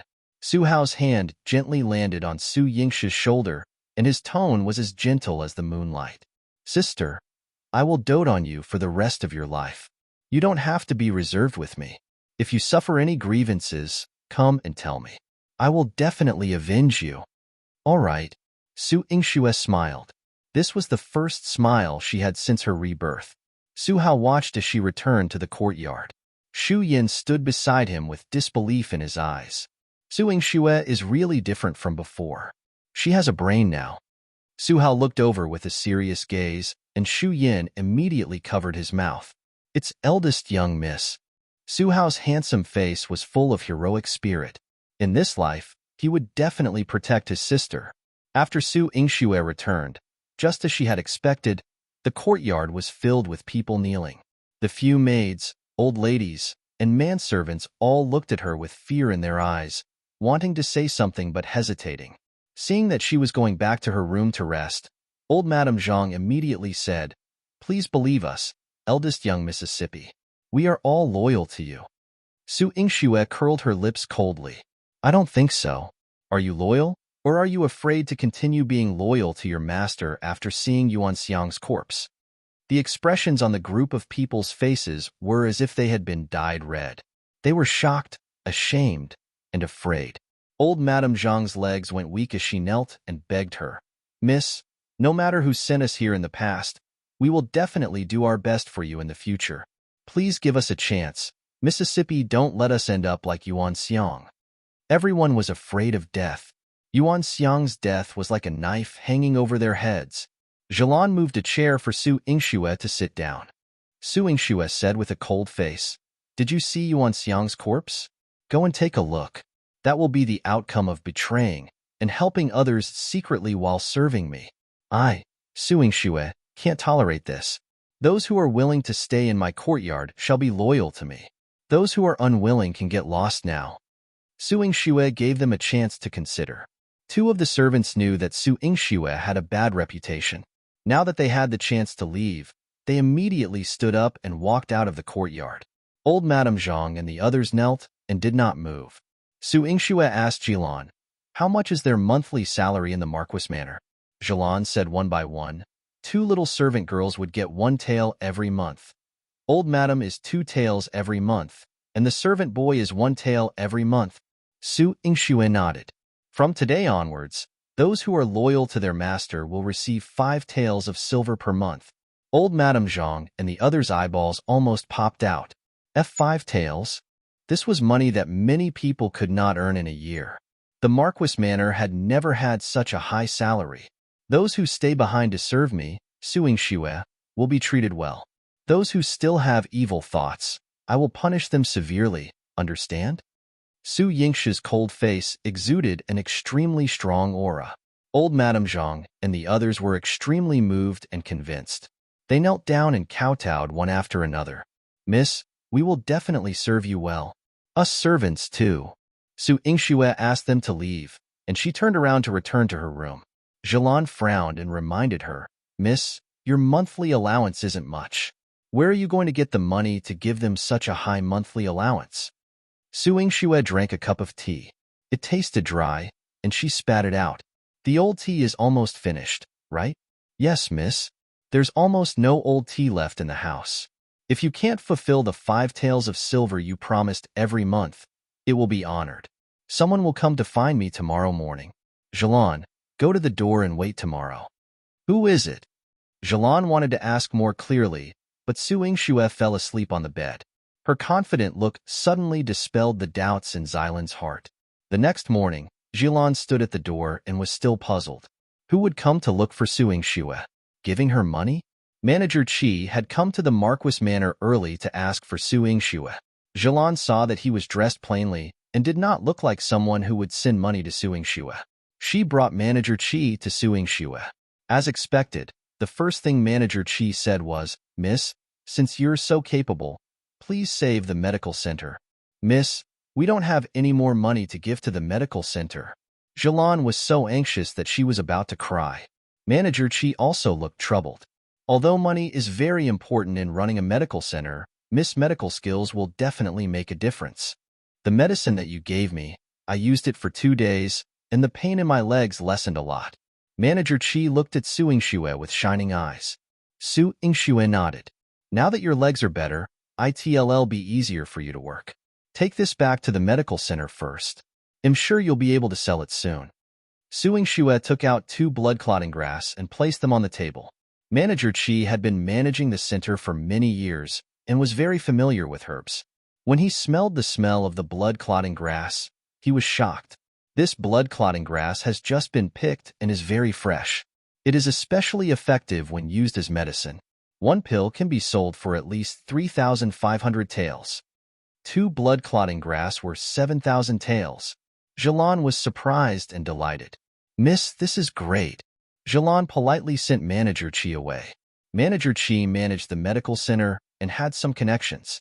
In just a day, he had sold 2 stalks of blood-clotting grass. He took 7,000 taels of silver to give to Su Yingxue. Su Yingxue counted the banknotes. She kept 3,000 taels for herself and handed him 4,000 taels. Manager Qi waved his hand repeatedly. "Miss, you should keep the money for yourself. You will definitely need money in the Marquis Manor." Manager Qi came to Su Yingxue's courtyard twice and secretly sized the place up. Su Yingxue should be the most impoverished daughter in Jiangdu City. He felt sorry for her on behalf of his old master. "This money is for the medical center. Firstly, give the 2 old doctors 1,000 taels of silver. Both of them have good medical skills and have suffered a lot with the medical center over the years. This money is to comfort them. Secondly, renovate, and expand the medical center to a larger scale and recruit more people. Manager Chi nodded. I'll remember it. Miss, I'll definitely do as you say. It's only a matter of time before our medical center can be operated again. He looked at Suing Xue, his eyes filled with hope.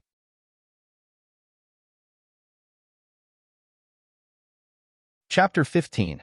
Crisis at the Wangjiang Tower. Jilan sent Manager Chi out and bounced back happily.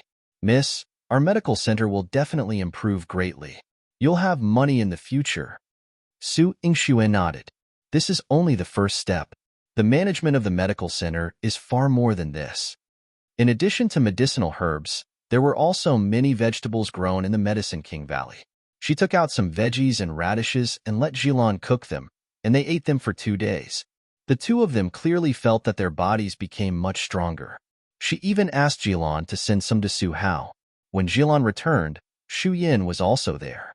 He handed a card to Su Yingxue. Young miss, the Marshal General assessment will be held in 5 days.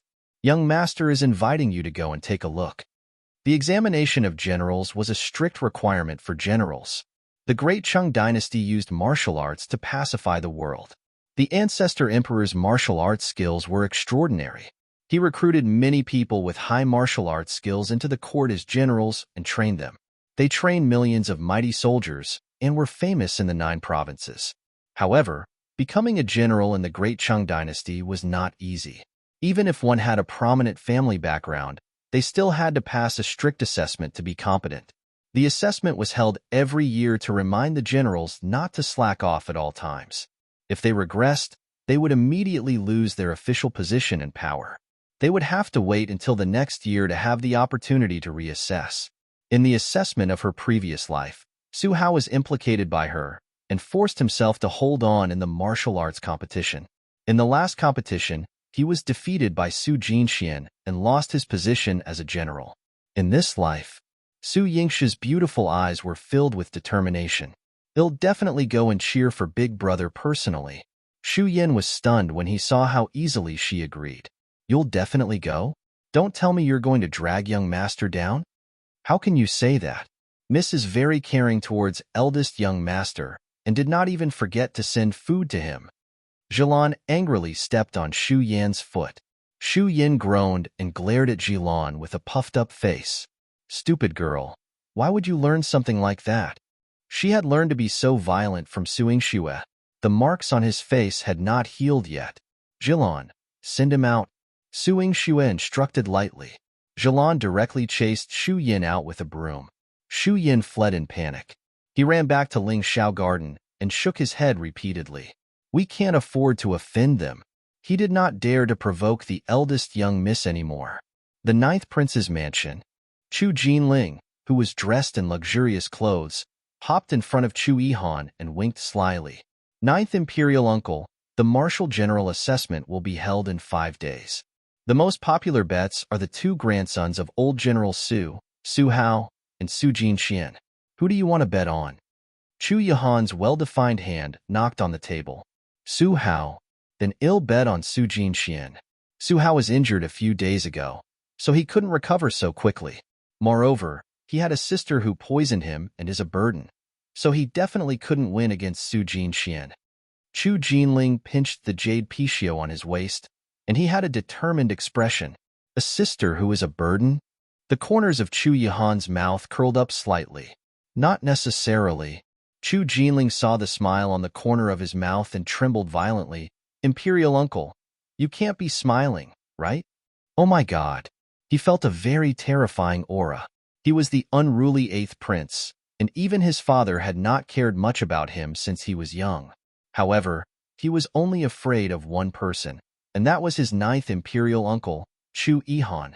He was especially afraid of him laughing, because if he smiled, someone would definitely be in trouble, and it was the kind of bad luck.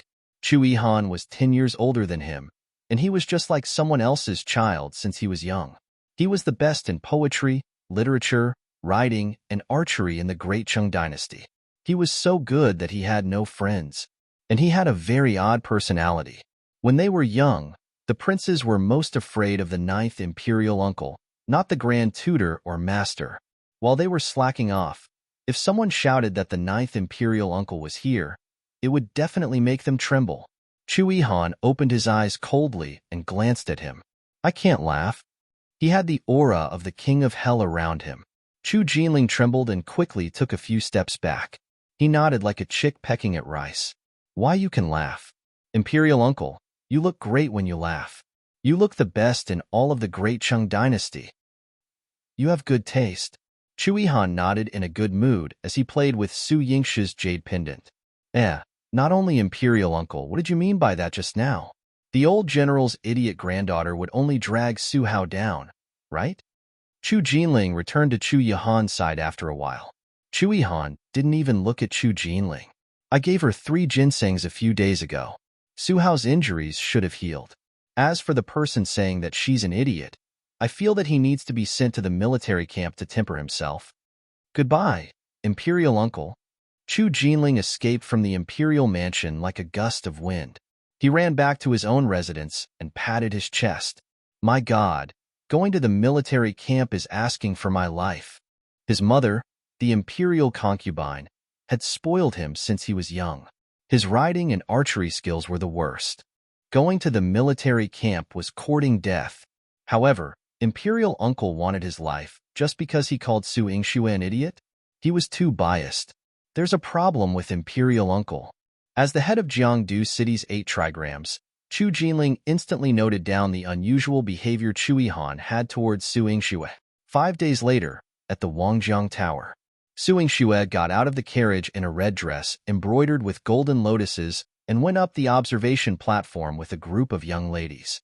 Her seat was the first of the 3. Other than the princesses, her seat had the best view, allowing her to see all the scenery and the tournament stage. Many people looked at her with jealousy. Wu Ruofei, the daughter of the minister of the Ministry of Personnel, even mocked her. Relying on her family background, even an idiot can go to Wangjiang Tower these days. Su Yingxue sat in her seat and said indifferently, That's right. If you don't say anything, no one will know that you're an idiot who relies on your family background. Wu Ruofei blushed. I'm talking about you. Su Yingxue looked at her innocently. I'm talking about you too. Was there something wrong? Miss Wu, were you that eager to label yourself as an idiot? There was mocking laughter around her. Wu Ruofei stomped her feet in anger. Why, you just need your sister to discipline you. Where's Su Yuro? When I find her, they'll let her teach you a lesson. Su Yingxue laughed coldly, and her eyes were cold and sharp. So the upbringing of the minister's estate is that the daughter of a concubine teaches the daughter of a legitimate wife, and the younger sister teaches the older sister? No wonder Miss Wu is so stupid. Su Yingxue, you dare to call me stupid? What about Su Yuro? If she doesn't hit you, ill bang. Before Wu Ruofei could finish her sentence, Su Yingxue kicked her away. Su Yingxue bent down to wipe her shoes. She was as cold as an ice beauty. If you want to get beaten up, you don't have to call others. Just say the word. Wu Ruofei stood up with the help of 2 servant girls and threw a tantrum. Su Yingxue, how dare you kick me? I won't let you off.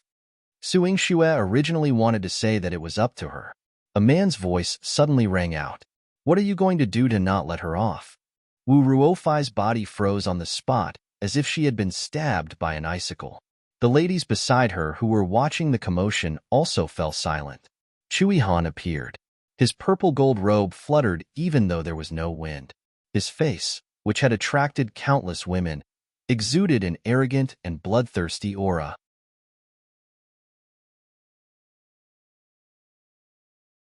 Chapter 16. She's prettier than you, Your Highness. Wu Ruofei was shocked. The seats on the Wangjiang Tower were separate for men and women. She did not expect Chu Yihan to come over and was instantly frightened. However, the ladies beside her reminded her, His Highness definitely won't help this idiot. Maybe he wants to see you teach her a lesson. Yeah, Ruofei, don't be afraid. Wu Ruofei was used to being pampered and had never been very smart. Hearing this, she suddenly became more confident. She lifted her skirt and pointed at Su Yingxue. I want her to compensate me for this dress and kneel down and kowtow to me. Your Highness, my mother ordered this for me at the Heavenly Fragrance Pavilion. It's extremely precious, and there's only one of it in Jiangdu City. Su Yingxue kicked me just now. She should kowtow and apologize to me. Oh. Chui Han raised his eyebrows and looked at Suing Shue. Are you going to pay and kneel? Suing Shue rolled her eyes. No. Seeing Chui Han reprimand Suing Shue, Wu Ruofei thought that he would back her up, so she quickly took advantage of the situation to suppress her. If you don't kneel, His Highness will definitely punish you. Su Yingshi's eyes narrowed slightly as her gaze fell on the jade pendant on Chu Yihan's waist. He was still wearing it. He had already changed his clothes. Why didn't he consider changing the jade pendant and returning it to her? Suing Shue, kneel down and apologize. With Chu Yihan backing her up, Wu Ruofei was bossy. Suing Shue looked at her indifferently and spat out 2 words coldly. Dream on. Your Highness, you must punish her properly. Wu Ruofei didn't dare to approach after being beaten up by her, so she turned to Chu Yihan for help. Chu Yihan nodded. Indeed, we need to punish properly. Suing Shue frowned slightly as she heard Chu Yihan say, If you startle my carriage and make me unhappy, they'll punish you to kneel and watch. Your Highness, my miss has no intention of offending you. Please forgive her. Zhilan immediately knelt down and pleaded for Suing Shue. She tugged at the corner of Su Yingshu's skirt. Miss, quickly apologized to His Highness. Offending Chu Yihan was a serious matter. If the Marquis were to find out, he would definitely severely punish the young miss. Su Yingshu's body moved slightly as she looked at Chu Yihan with disgust. Wu Ruofei was overjoyed. She put her hands on her hips and ordered Suing Shue, You dare to disobey His Highness? You'll die. Hurry up and kneel. That's right. Suing Shue, you offended Ruofei and deserve to be punished. Your Highness is really reasonable. This kind of idiot deserves to be punished. Chu Jinling had been waiting in the stands for a long time, but the direction of the plot was beyond his expectations. He touched his fair and handsome face. Didn't Imperial Uncle look at Su Yingxue differently? Why did he do this? Could it be that this old bachelor wanted to attract Su Yingshu's attention? Su Yingshu's mind was spinning rapidly as she thought about how to avoid this damned 9th prince. However, she felt that he had already walked behind her, and his hot breath was caressing her ear. The man spoke in an extremely cold and deep voice. I'm talking about you. The cold light in his eyes was aimed at Wu Ruofei. Wu Ruofei's face turned pale. Your Highness, didn't you want to punish Suing Shue? The ladies beside her were also stunned. Why was Wu Ruofei the person getting punished? I always hated saying it twice. Chu Yihan scolded her in a low voice. Wu Ruofei was so frightened that she immediately knelt down in front of him. Plop. She happened to be kneeling in front of Suing Shue. Suing Shue raised her eyebrows. This change came really quickly. Heh. Chu Yihan's deep breath landed on the skin behind her neck, causing her to tremble. When Su Yingxue turned around again, he had already sat down. Coincidentally, his position was right above hers. Su Yingshu's face was slightly red. Chu Yihan's breath seemed to still be on her neck, but her heart was getting more and more complicated. What was this man trying to do? He had snatched her jade pendant and was deliberately teasing her today. And it was like this? Since her rebirth, this was the first time she couldn't understand someone clearly. Everyone took their seats, except for Wu Ruofei, who was still kneeling on the ground. She was pampered and had never even knelt before her parents at home. At this moment, it was fine if she knelt in front of Su Yingxue in humiliation, but she still had to kneel and watch the competition. She cried out in grievance, Boo-hoo! Why is your Highness punishing me? Su Yingxue was clearly the one bullying me. A woman behind her kindly advised her, Don't say anymore. If you continue to anger His Highness, you will implicate Father. None of your business. Wu Ruofei had a bad temper and slapped her. Wu Jinyan lowered her head and stopped trying to persuade her. Chu Yihan, on the other hand, heard this and replied in public, Because I don't like you, didn't like her? This made Wu Ruofei even more indignant. Her delicate face was flushed red, and her face was full of tears. Your Highness, why don't you like me? Then what about Suing Shue? She's prettier than you. Chu Yihan supported his head with his hand as his gaze swept past Suing Shue. Suing Shue wrapped her arms and resisted the urge to look back at Chu Yihan. Was this man deliberately using her to humiliate Wu Ruofei? Wu Ruofei started crying like a child. From the beginning of the competition to the end, she knelt for 4 whole hours. In these 2 hours, Chu Jinling had been writing furiously and had already finished a wonderful chapter of the story. The last sentence he wrote was, "The woman wasn't moved, but the man had long yearned for her." He closed the book and sized Chu Yihan up. He felt that the writing was too realistic. His imperial uncle had taken a fancy to Su Yingxue. He brazenly said that she was pretty. Even if the young lady ignored him, he would still look at her from time to time. TSK. 25th match, Su Hao wins. The sound of the gong sounded in the arena. Su Hao's tall figure landed steadily on the stage. His long hair fluttered in the wind, and he looked heroic. Wow, General Su is so handsome. General Su's martial arts are strong.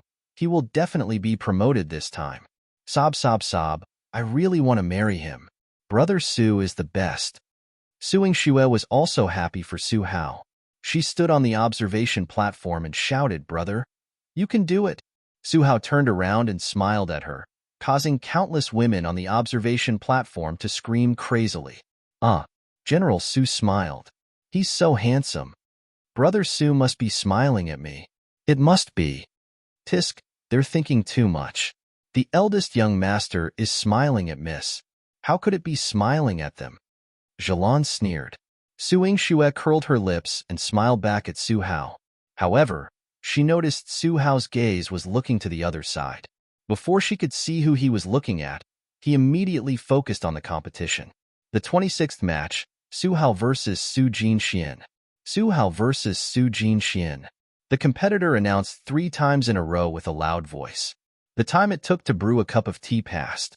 The opposite side of Su Hao was empty, and Su Jinxian was nowhere to be seen. Su Yingxue frowned slightly. She thought of the battle between Su Jinxian and Su Hao in her previous life. The outcome was that Su Hao was heavily injured and lost to Su Jinxian. Now that Su Hao had recovered from his injuries and won 10 consecutive battles, Su Jinxian probably did not dare to fight him anymore.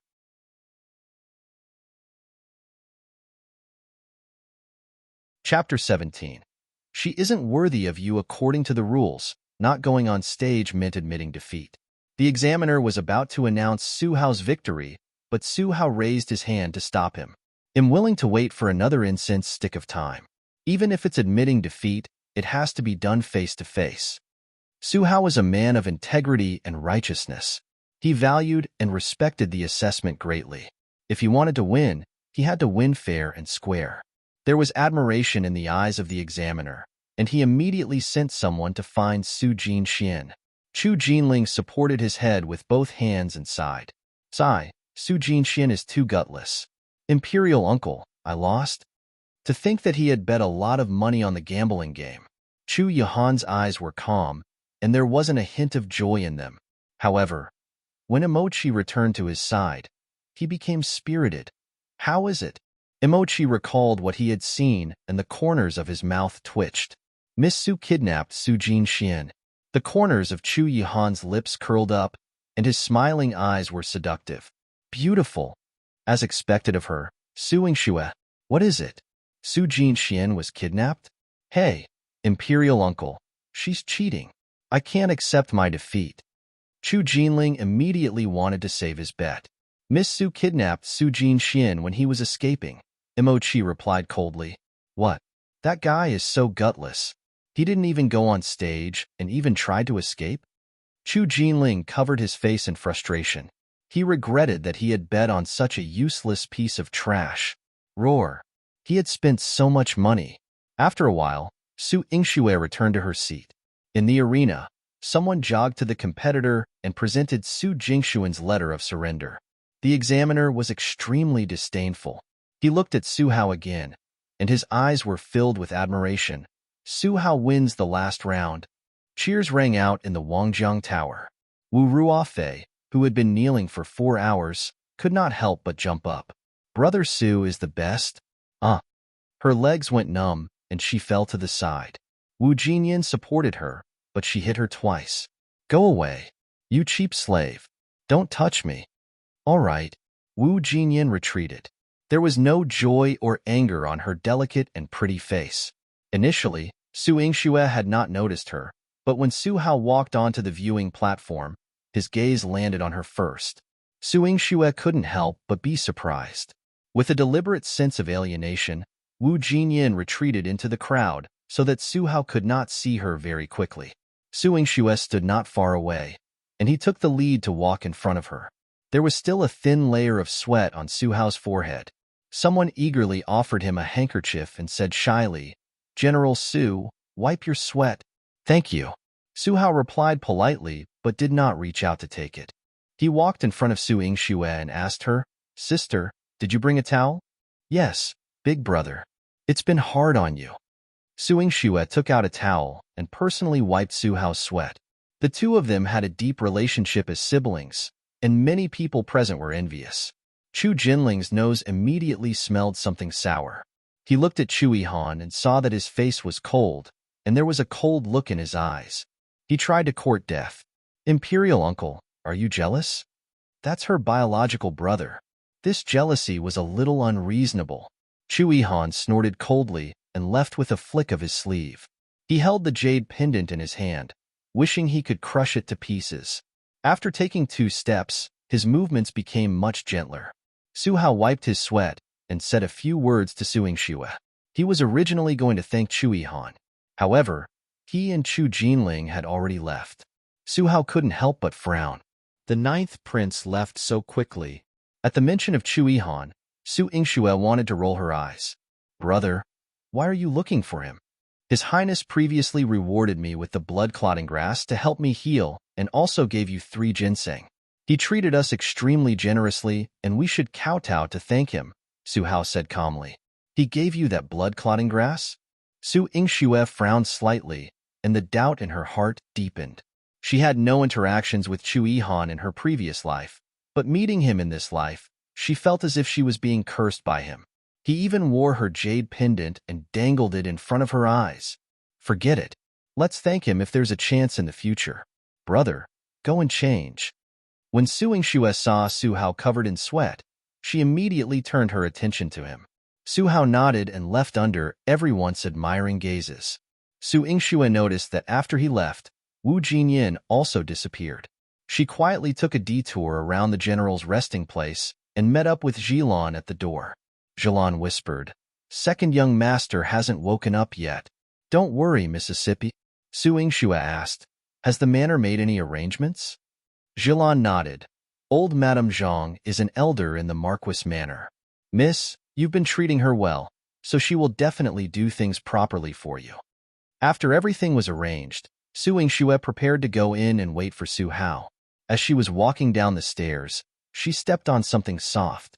She picked it up and saw that it was an exquisite embroidered sachet that was emitting a faint floral fragrance. Su Yingxue walked closer and could hear the voices of a man and a woman talking inside. "Yenner, you're here. You know my feelings, so why are you avoiding me?" "General, please have some self-respect. I have self-awareness, and I'm of humble origin, so I don't dare to have any delusions. Your future will definitely be limitless with your victory today. I wish you a happy and healthy life." "Yenner." Su Hao chased after Wu Jinyin and grabbed her hand, but he saw Su Yingxue and her servant at the door. Su Yingxue coughed lightly. Wu Jinyin took the opportunity to break free from Su Hao and left in a hurry. Su Yingxue stood at the entrance and could vaguely hear the servant girl's voice outside. "Wu Jinyin, where the hell have you been? If you don't want to return to the manor, don't ever go back." Wu Jinyin quickened her pace. Su Hao stood on the spot and looked at his empty hand. His eyes were filled with pain. Su Yingxue walked to his side and patted his shoulder. "Brother, don't be sad. Here, Miss Wu gave it to you." "This is..." Su Hao took a look. There was a Su character embroidered on the sachet, but he recognized that it was Wu Jinyin's work. "I'm in Yenner's heart. I'm going to find her." Su Hao, who had always been calm, revealed a trace of anxiety. "Brother, don't chase after her. Miss Wu doesn't want to be involved with you in public, so she came up with this plan. If you chase after her rashly, you'll harm her." Su Yingxue advised. "How did you know?" Su Hao didn't know much about the inner residence, but he didn't believe that Wu Jinyin didn't have him in her heart at all. That's right, Mississippi. You just picked up this sachet. How do you know that Miss Wu was going to give it to the eldest young master? How would you know that she did not want the eldest young master to look for her? Zhilan puffed up her cheeks, and her watery eyes were filled with curiosity. Su Yingxue smiled faintly. Miss Wu has a strong heart and is neither servile nor overbearing. She knew that I would come to find brother, so she deliberately threw the sachet on the ground and waited for me to pick it up for brother. As for why she doesn't want brother to look for her, Su Yingxue looked at Su Hao with regret in her eyes. Brother, you're the first son of the Marquis Manor. You have a noble status and a bright future. Miss Wu's status doesn't match you.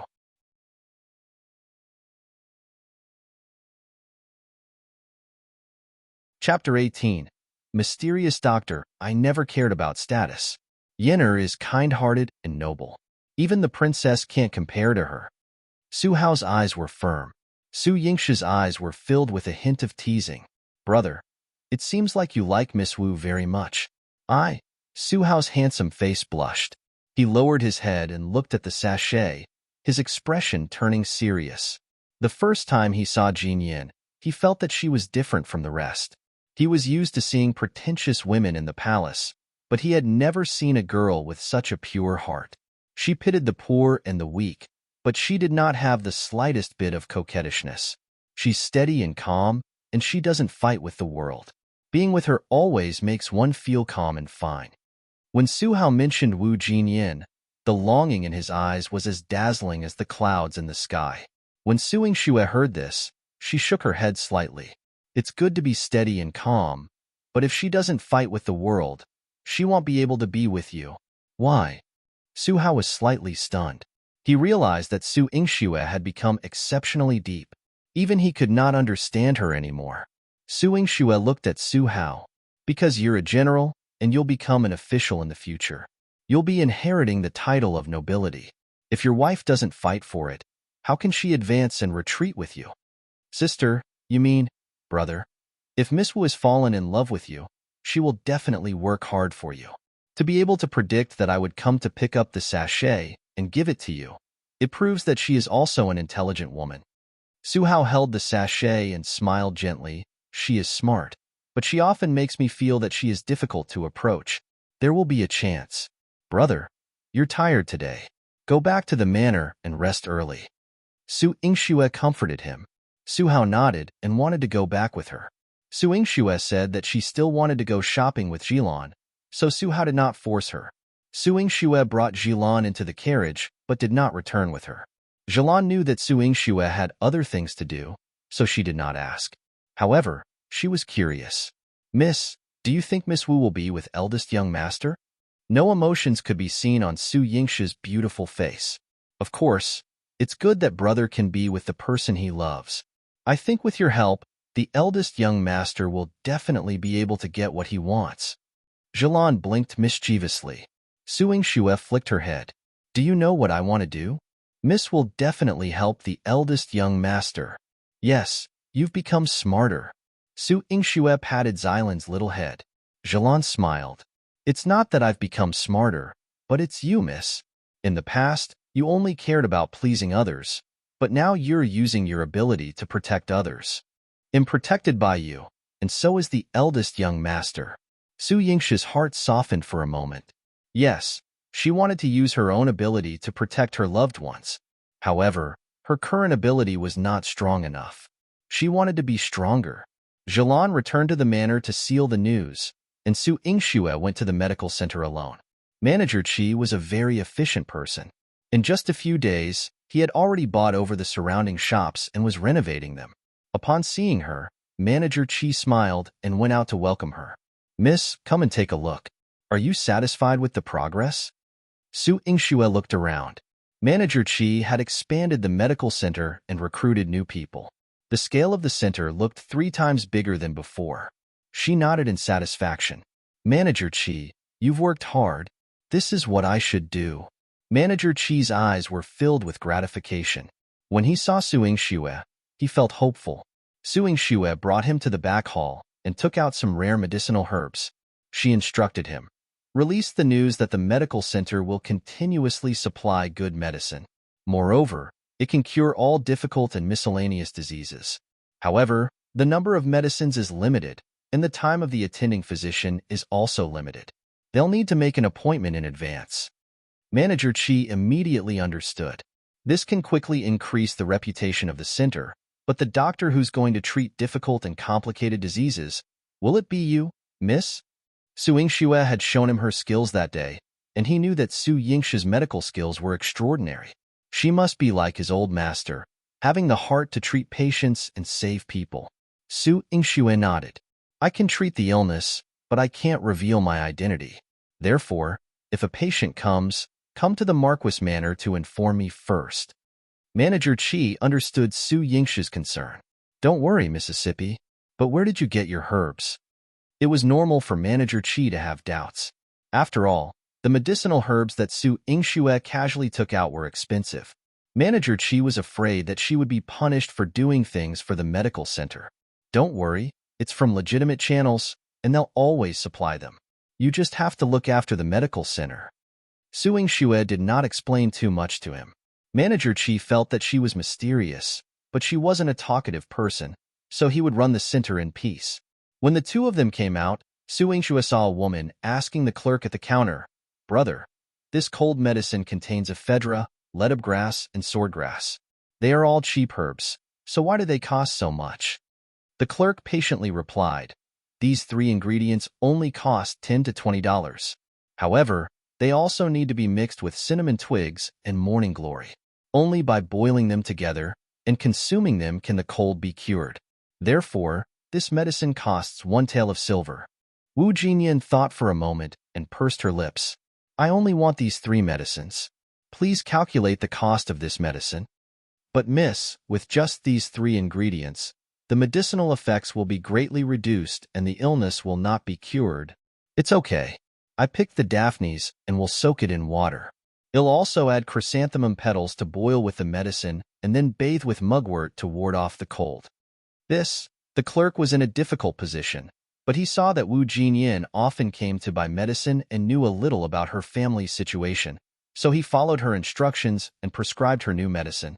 Su Yingxue raised her eyebrows and asked Manager Chi, Do you recognize this lady? She seems to know a lot. It's Minister Wu's daughter. She often comes to our shop to buy medicine, and she even learned how to identify medicine from the old doctor. She also knows how to use spices. She can't afford many herbs, so she picks flowers and grasses herself. Manager Chi had a good impression of Wu Jinyan, but he felt sorry for her. They're both young misses from rich families. Others compete with each other for beauty, but Miss Jinyan pitied the poor and the weak. It's a pity that she has such a kind heart, but because her birth mother was born in a lowly family and she is the child of a concubine, sigh. If you want to defy the heavens and change your fate, why do you need to look at your background? Su Yingshue's eyes were sharp. She pointed at Wu Jinyan. Let her see the recruitment notice for the medical center. Miss wants to recruit her to the center? Manager Chi was slightly surprised. It depends on her wishes. Su Yingxue left after saying that. She saw Wu Jinyan walking in another direction with the medicine. There were no carriages or sedan chairs. She was dressed simply, but she strode forward with her head held high. She had an aura that ordinary people did not have.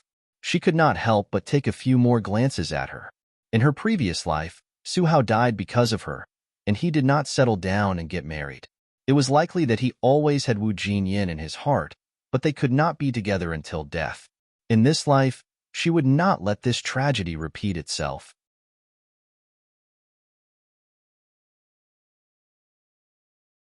Chapter 19. Exposed in the Marquis Manor. Su Yingxue drugged Su Jinxian and made the people around him surrender, so he was unable to return to the Marquis Manor to report.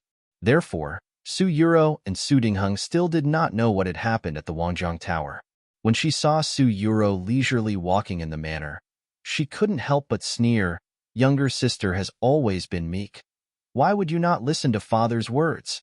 Su Yuro was shocked. Sister, what are you talking about? I just came out to relax. Her weak eyes were filled with vigilance. When she saw Su Yingxue, she was a little nervous. Su Yingshi's cold eyes carried a trace of arrogance. Father only grounded you for a month a few days ago. Now, you're slapping father in the face. Sister, do you really want me to be grounded that much? Could it be that you're the one who instigated that matter? Sister, I know I was wrong. Please don't treat me like this, okay? Su Yura's small face turned pale, and tears began to fall as she spoke. 2 streams of tears hung on her cheeks, making one feel pity for her. What are you two doing? Su Dingheng walked over with a straight face. When he saw Su Yura's face covered in tears, he subconsciously felt that she had been bullied by Su Yingxue again and wanted to teach her a lesson. Father, it's my fault. I only asked her a question. I was worried that she would ruin her health if she came out so rashly, but I made her cry. Su Yingshi's attitude changed, and she was respectful to Su Dingheng, which stunned him. She was so humble, yet he still wanted to punish her. As her father, he had gone too far. Su Dingheng waved his hand. Forget it. Today is your brother's big day. He should be back soon. You should congratulate him later. Oh. Su Yingxue snorted coldly. Her face was filled with unwillingness and hatred. Seeing her like this, Su Yura's lips curled into a proud smile. She was grounded and couldn't watch Su Jingshuan's competition. She didn't know if his plan had succeeded or if he had defeated Su Hao, but Su Yingxue had attended. Since she was so unhappy, Su Hao must have lost. Su Yuro laughed coldly in her heart. So what if they were both siblings? In the end, they were both defeated by her and her brother. Father, little brother has trained hard for today's martial arts competition. His body is exhausted. Father, why don't you get a ginseng from big brother and give it to him? Su Yuro held onto Su Dingheng's arm and pleaded softly.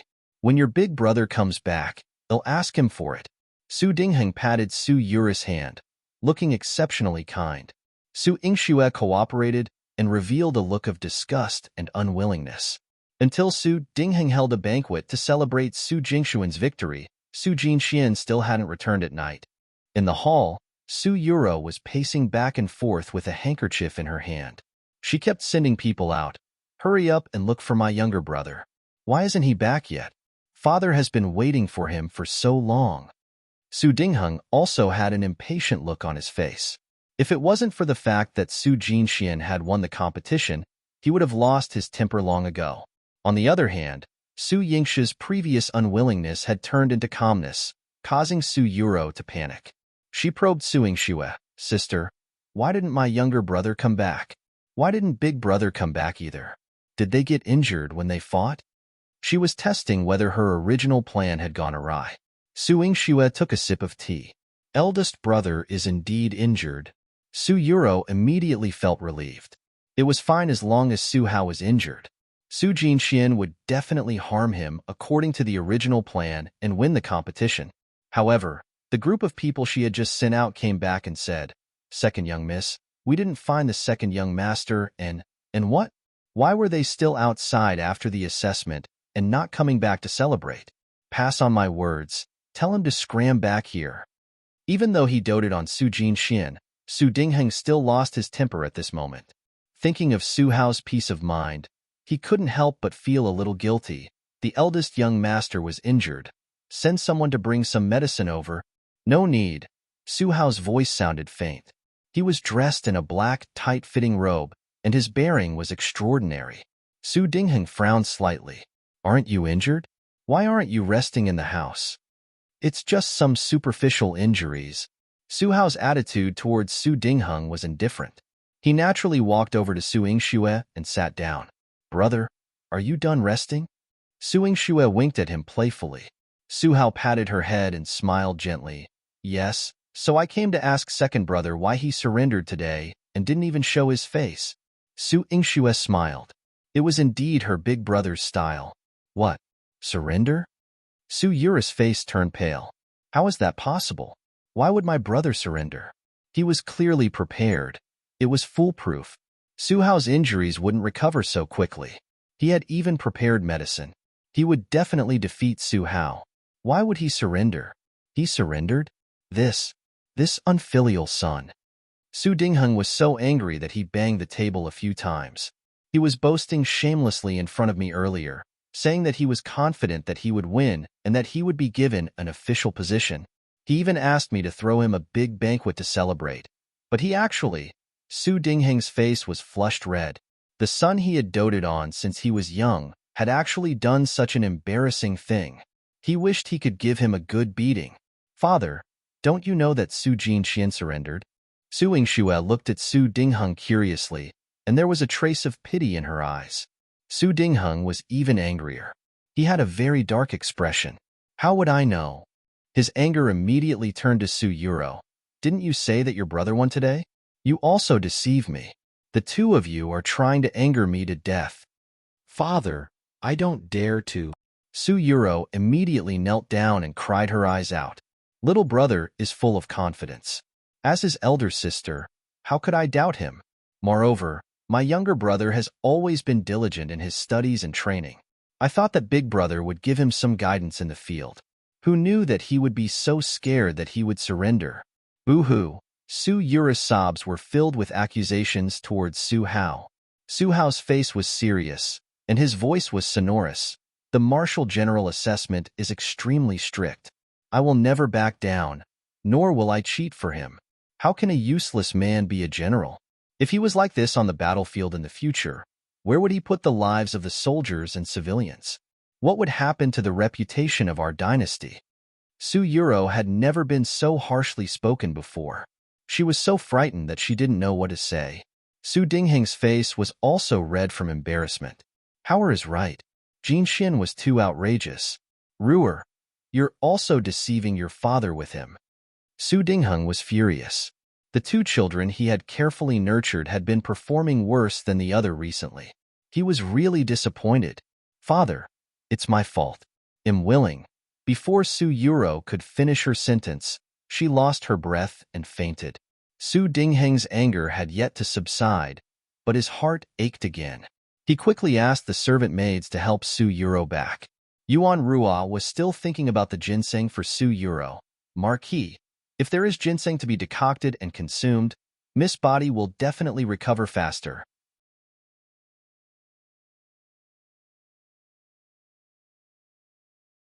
Chapter 20. The cause of her mother's death. Su Dingheng's heart was always biased towards Su Yuro. Seeing her faint, he could not help but look at Su Hao. Howard, go get a ginseng for your sister to nourish her body. Su Hao's expression was indifferent. The ginseng belongs to my younger sister. Ruer is also your younger sister. Before Su Hao was going to blurt out that she wasn't, Su Yingxue beat him to it and said, Father, brother didn't want to give her the ginseng, it's for her own good. She fainted because she was so angry. If she took the ginseng now, her internal fire would be so strong that it would directly take her life. This? Su Dingheng was shocked. Is it really that serious? Since father doesn't believe me, then let's try. It's not difficult to prepare the funeral in the manner. Su Yingxue looked at Su Hao gently. Brother, go get a ginseng for your younger sister. As for whether she can enjoy it, no need. Su Dingheng trembled. Your sister's body is weak. She can't take such nourishment. He turned to look at Yuan Rua. You damn servant girl, are you trying to kill Rua? Hurry up and help her back to rest. Yuan Rua did not get the ginseng, and Su Dingheng even berated her, causing her to shrink her neck and leave. A servant came to report to Su Dingheng, Marquis, the lords have come to congratulate you. When will the celebratory feast begin? Su Dingheng's face was suddenly filled with colors. This celebratory banquet was originally prepared for Su Jinxian. Who would have thought that this son of a bitch would not only do such an embarrassing thing, but he was also not showing his face now. Su Dingheng was helpless. He looked at Su Hao as if he was asking for help. Howard, since you won today, I've prepared a celebratory feast for you. I've even invited a few of your uncles. Look, he was so guilty that he didn't dare to keep looking at Su Hao. Su Hao was straightforward. Father prepared it for second brother. It's not convenient for me to appear, so we'll send my sister back first. After Su Hao finished speaking, he left with Su Yingxue. The siblings stood tall and straight, and their bearing was outstanding, making people admire them. Su Dingheng stomped his feet angrily in the living room. On the way back to the courtyard, Su Yingxue was still a little surprised. Brother, you have never lost your temper with father before, nor would you embarrass him. Tonight, he is destined to embarrass himself.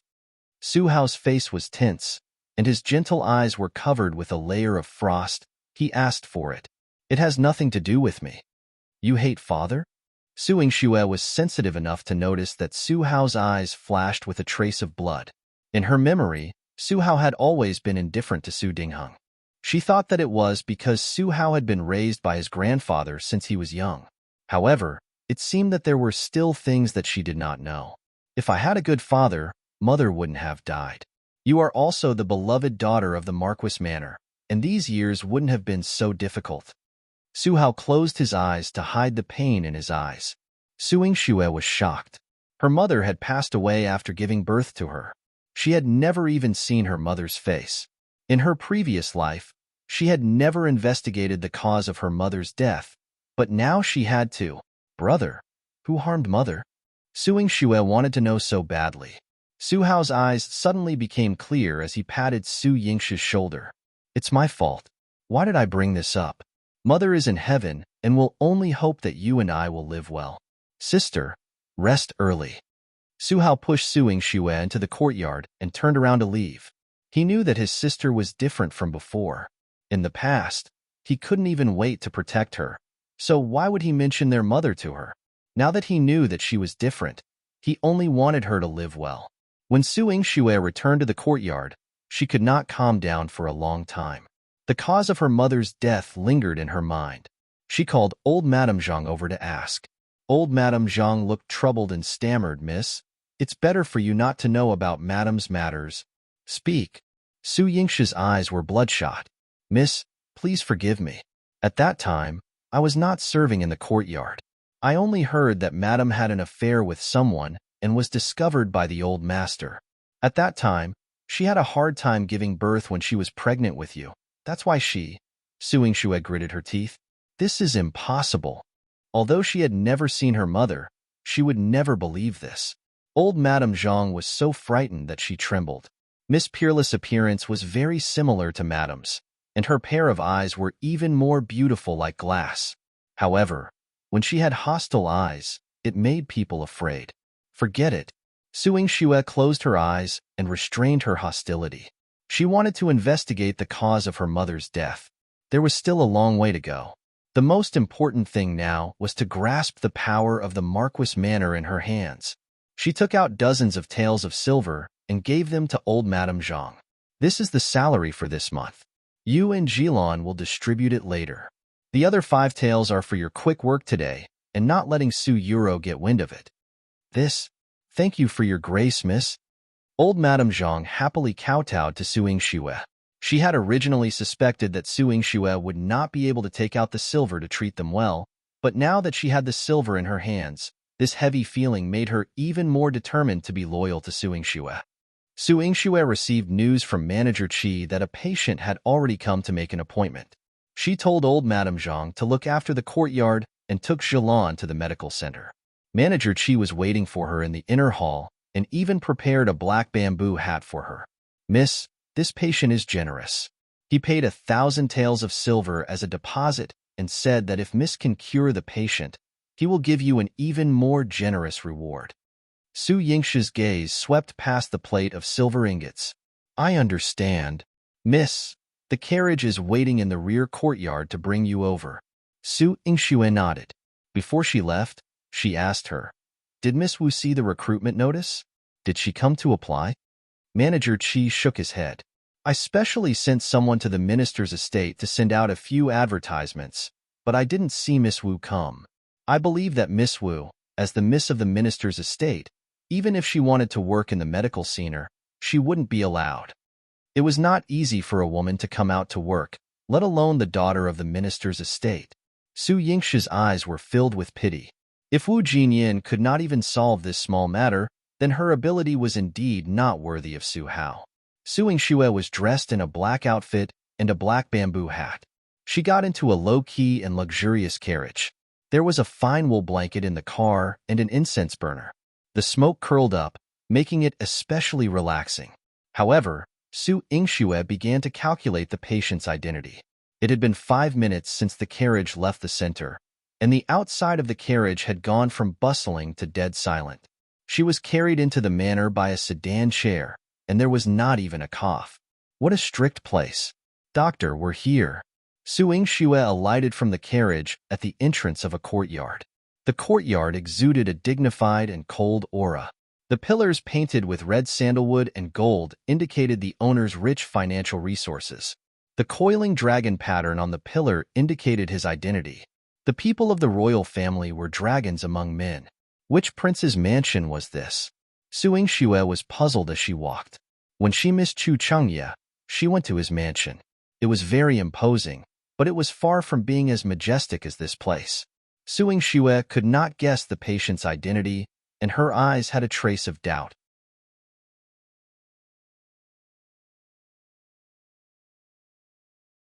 Chapter 21. She was locked in Chu Yahan's room. Su Yingxue walked into the room with doubts. The luxurious and elegant room had the fragrance of light bamboo leaves. She walked around the screen and saw a hand reaching out from the bed. She sat down and wanted to check that person's pulse. However, just as she pressed her fingers on the wrist, she was pulled into the curtain. Su Yingxue was pinned down by someone. She tried her best to prop herself up against the man's chest, and her eyes were filled with disgust. "You're on my bed, and yet you're telling me to scram?" The man's magnetic voice was like a soft snake coiling around Su Yingxue's body. "Ninth Prince?" Su Yingxue's brain exploded. What kind of plot was this? She was actually tricked into this man's bed? Oh no, he was the one who dragged her to bed. She was not stupid enough to be tricked into bed. But was this the main point? The point was, this man shamelessly teased. "Your reaction is a little cute." Cute my foot. Despite her status and upbringing, Su Yingxue could not help but curse. "Since you scolded me, you must be prepared to be punished." Through the black veil, Su Yingxue saw the dark color in the man's eyes. It was something she did not understand, but it was something she was instinctively afraid of. Only a fool would wait to be punished by him.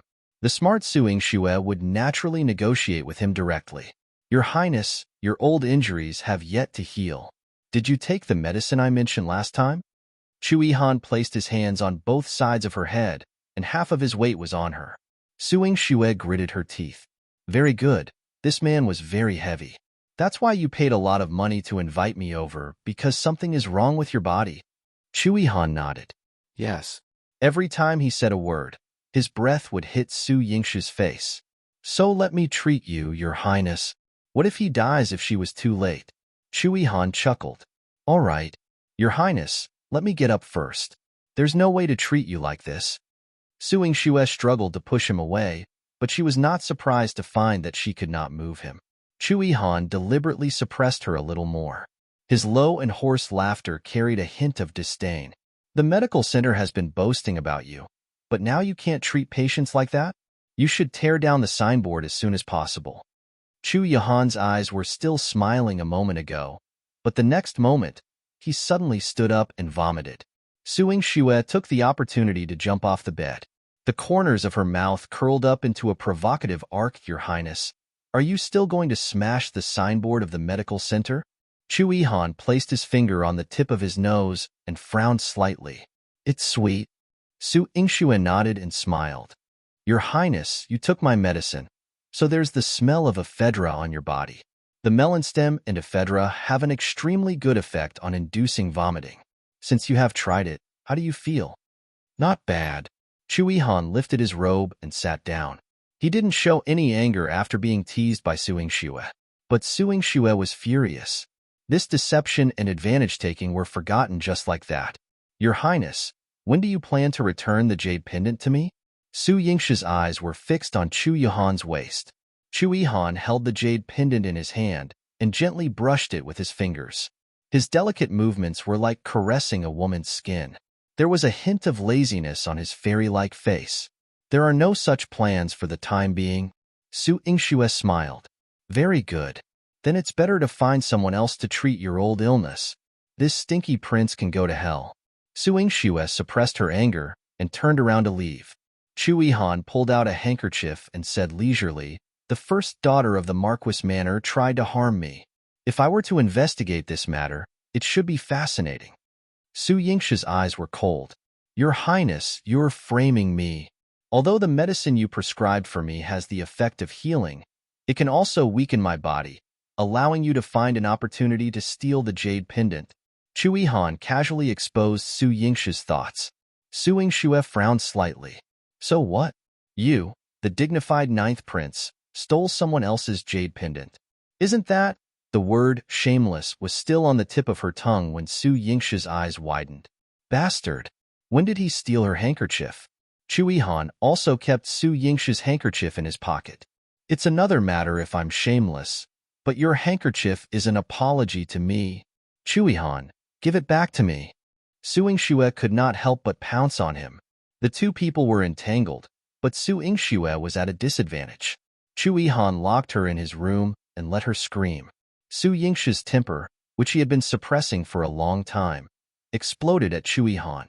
How long do you want to keep me here? This bastard prince. Chu Yihan's lips curled into a gentle smile when he heard her voice. Imochi's mouth twitched as he listened from outside the courtyard. Master, how long do you want to keep Miss Su here? Let her go tomorrow. Can I ask you something? Chu Yihan was in a good mood after deceiving Su Yingxue. Speak. You? Aren't you afraid that Miss Su will hate you to death? Who would chase a girl like this? The first time he stole the jade pendant, the second time he locked her in the bedroom, the third time, he really couldn't understand his master's train of thought. Weren't there too many roundabouts? Chu Yihan looked at him with disdain. You don't have a woman you like. How would you understand? Letting a woman stay in a room filled with his scent for a night would definitely leave a deep impression on her heart. Imochi lowered his head. If he could, he would never want to know. Afraid of being single for a lifetime. Su Yingxue gritted her teeth. She had thought of all the possible ways to get out of Chu Yihan's room. She even tore down the roof. She was tired from all this, so she simply fell asleep on Chu Yihan's bed. Marquis Manor, Sunset Court. Su Yuro was grounded as a punishment. She tossed and turned for several nights without a good rest, and her eyes were swollen like two walnuts. Yuan Ruo brought over breakfast. Su Yuro was disgusted by it. What is this? There's not even any meat or fish. I don't want to eat it. Miss, this is the Marquis order. He said that your body is not well and that you should have a light diet. Does father not dote on me anymore? Su Yingxue was eating well, but I have to eat this. Looking at the plain porridge and side dishes, Su Yuro became even angrier. However, something suddenly flashed across her mind and she curled her lips evilly. That's right. My good sister doesn't need to eat plain porridge and side dishes now. Wouldn't it be good if I went to eat some of hers? She asked Yuan Ruo to fetch some food from the kitchen and brought it to Su Yingshi's courtyard. She wanted to torture her with breakfast, but when she reached the door, she realized that the courtyard door was closed and it was quiet inside. She instructed Yuan Ruo to knock on the door. Old Madame Zhang came to open the door and looked at her warily, saying that the young lady had not gotten up yet. Su Yuro observed from the side and asked around in the Marquis Manor. She came to a conclusion. Su Yingxue did not return to the residence last night. Yuan Ruo heard the news and quickly smiled and said, Miss, she did not return for the night. She must be doing something shameful outside. Let's hurry and inform the Marquis. This time, the Marquis will definitely punish her severely. Su Yuro was overwhelmed with joy and hurried towards Su Dingheng's courtyard. However, before she could step in, her face immediately turned cold. No, only father's punishment is not enough.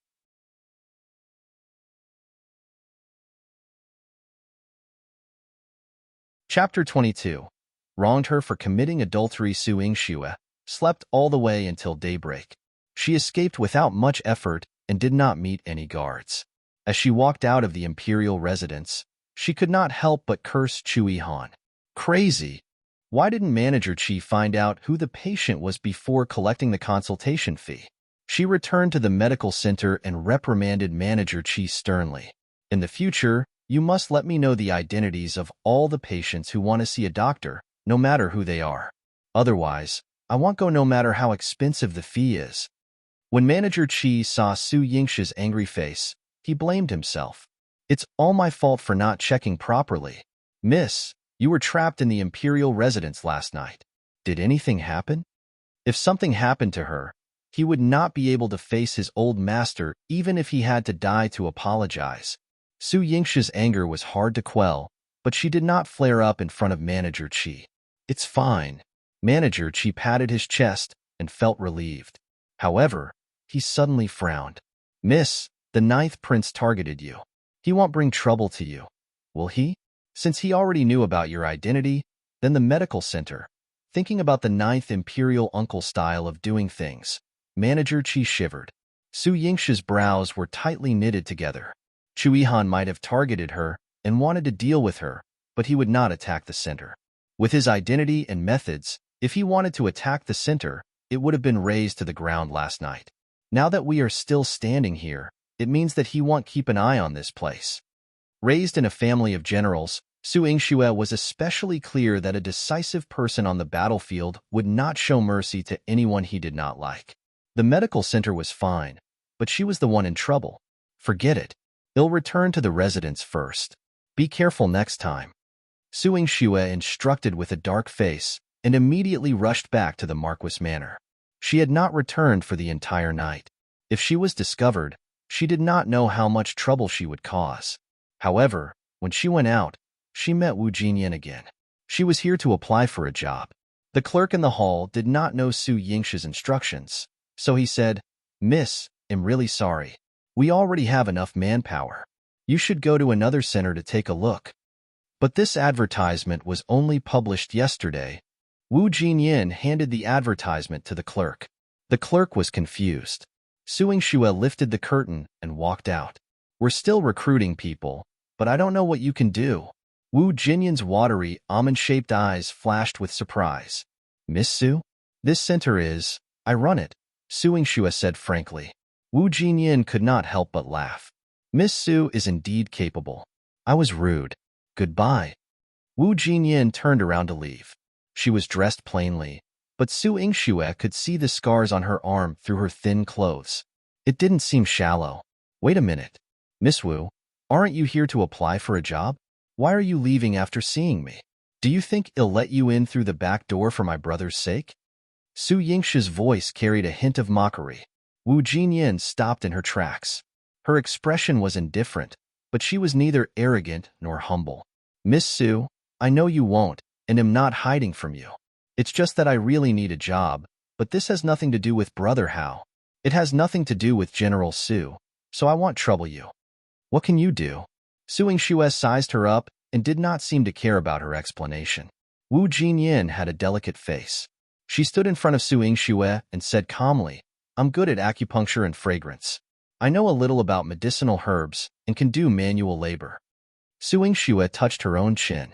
But you're the daughter of the minister's estate. If the minister finds out and blames you, what will happen to the medical center? Wu Jinyan smiled. Miss Su, you're the daughter of a general. Why would you be afraid of the minister? Although I'm a girl, I'm working with dignity. What does it have to do with others? Why should I blame you? She was dignified and elegant, beautiful and refined. Wu Jinyan's status was not high, but her temperament was admirable. Su Yingxue nodded. Miss Wu, since you need a job, my clinic happens to be lacking people. If you're willing, you can start work as soon as possible. However, your treatment is no different from others. Of course, I will do more for the center. Wu Jinyan didn't hesitate. Su Yingxue had given her this opportunity, so she accepted her kindness. The clerk brought Wu Jinyan to the backyard and assigned her uniform and work. Manager Qi had been listening and said carefully, Miss, I will take good care of Miss Wu. Su Yingxue nodded. Give her some ointment made from the blood-clotting grass. All right, you said that she often goes to Fufeng Center. What's that place? Manager Qi replied, that place is specially used to take in the old, weak, and young. Although the imperial court has allocated money, corrupt officials will not pity the poor and the weak. Miss Wu's mother grew up in Fufeng Center. Miss Wu takes special care of the old, weak, and children in that place. She is not rich, to begin with. Now that she has come out to find work, she must be doing it for those people. Su Yingshi's impression of Wu Jinyan became even better. Only a kind person would love her brother with all their heart. When she rushed back to the Marquis Manor, she heard many gossips. She did not return for the entire night, and everyone was spreading rumors that she had an affair with someone. Until she reached the courtyard entrance, old Madame Zhang had been strolling in the Marquis Manor waiting for her return. Once she saw her, old Madame Zhang pulled her over and told her everything. Su Yingxue curled her lips in disbelief. It's really hard for her to have such thoughts. She had slept in Chu Yuhan's residence for a night. She didn't know when Su Yuro had become a storyteller and was so good at spinning stories. You unfilial daughter, hurry up and get in. Su Dingheng's furious roar was accompanied by the sound of cups shattering. Su Yingxue slowly walked in. Father, your body isn't well. Don't always lose your temper. You did such a shameless thing and still care about my health? You're simply infuriating me. Su Dingheng was about to beat her with a whip. The whip was made of rattan, and it was full of thorns. When the whip hit a person's body, the skin and flesh would definitely split open. Yuan Xiang was beaten to death by this rattan whip. Su Dingheng did not hit her the first time. When he raised the whip again, Su Hao's deep voice sounded, "Father, stop." Su Dingheng put down the whip and snorted coldly. You came just in time. Do you know what shameful things your sister has done? It's useless even if you protect her. Su Hao stood in front of Su Yingxue and said righteously, My sister is obedient and sensible. She won't make mistakes easily. Even if she did, she was framed. He looked at Su Yuro with a sharp gaze. Su Yuro's heart trembled. She quickly moved to Su Dingheng's side and used a handkerchief to wipe away her non-existent tears. Father, I know that eldest brother doesn't like me, but am only thinking for older sister. How could I possibly harm her? That's right. Besides, what does this have to do with you? If you hadn't come to look for her to have breakfast and met that thief, I still wouldn't know that my daughter is actually having an affair with the guards in the residence. It's simply an insult to the family. Su Dingheng scolded Su Yingxue, as if it was a matter of course, and protected Su Yuro as well.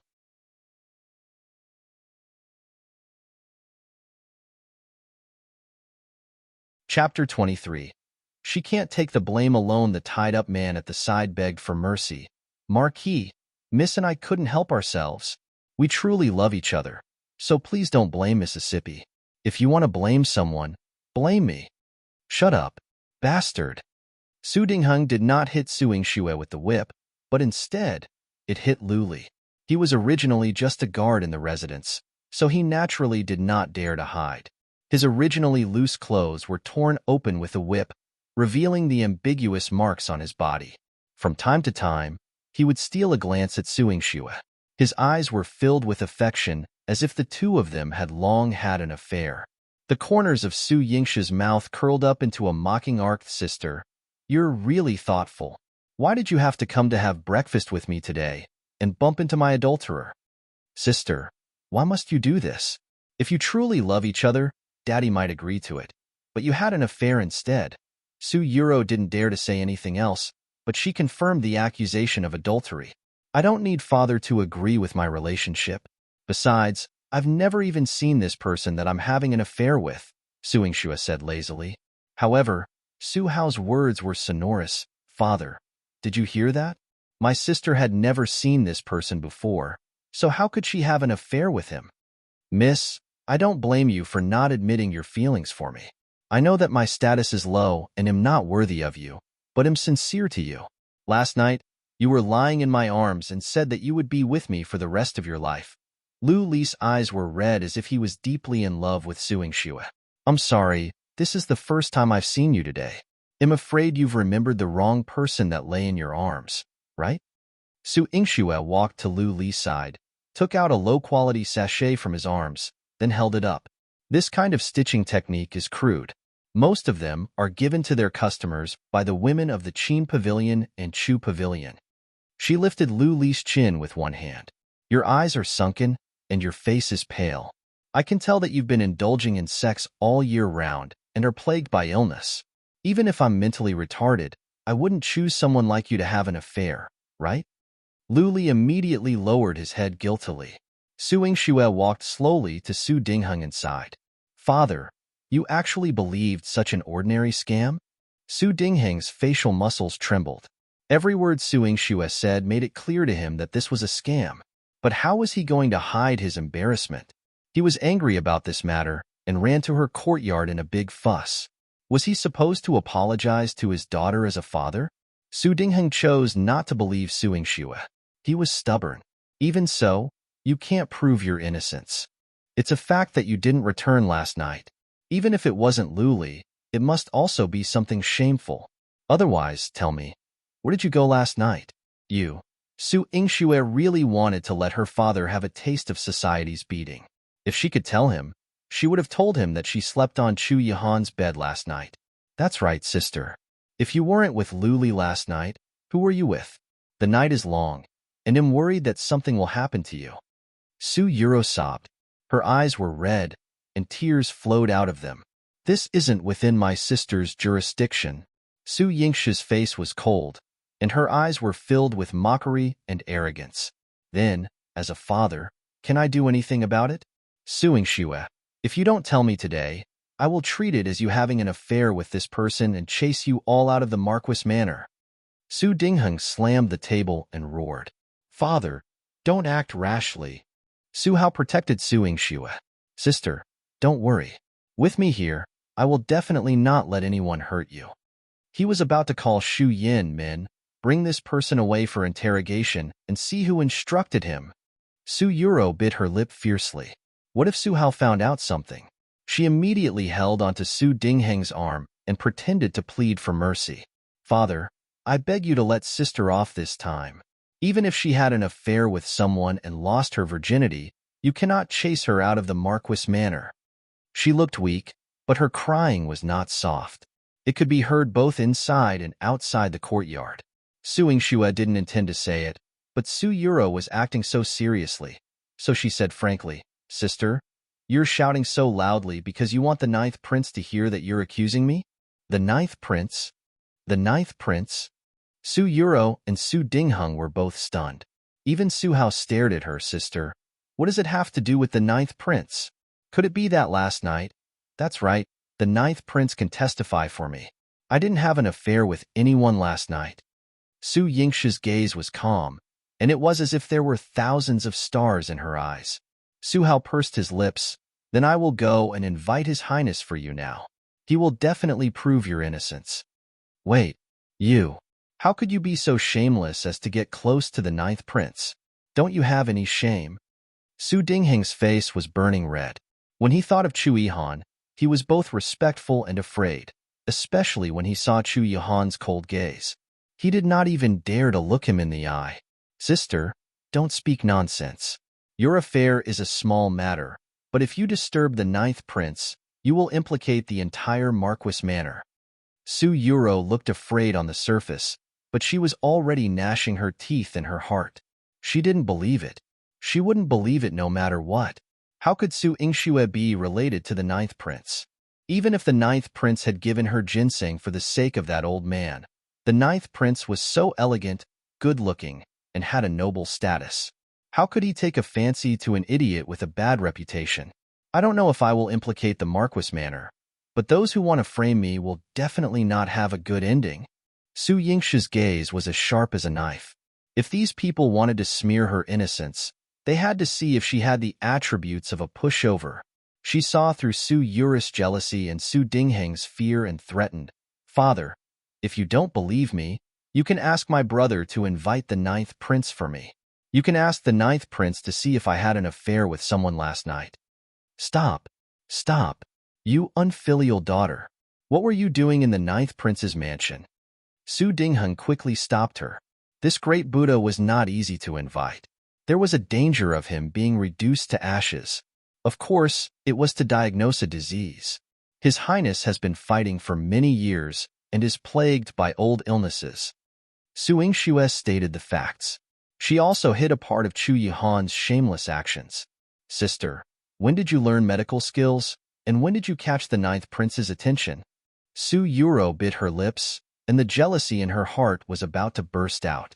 Sister, since you have so many questions, I better invite the ninth prince. Su Yingxue had an indifferent expression. Su Dingheng was so frightened that he could not speak properly. Come back. What do you mean by inviting the ninth prince? Since you went there for a diagnosis, you could have just said it. In the end, he was afraid of the might of the heavens. Su Dingheng had no choice but to grit his teeth and believe in Su Yingxue. Father believes me now? Then how should we deal with Luli? Su Yingxue raised her eyebrows and wanted to watch a good show. You're tuning in to the Romance Rendezvous YouTube channel. We're so grateful for your support, and don't forget to subscribe to join us on this incredible journey through captivating stories. Your generosity through donations truly makes a world of difference, as it's the primary source of revenue that allows me to expand and enhance this channel for you. Thank you from the bottom of my heart for being a part of this adventure.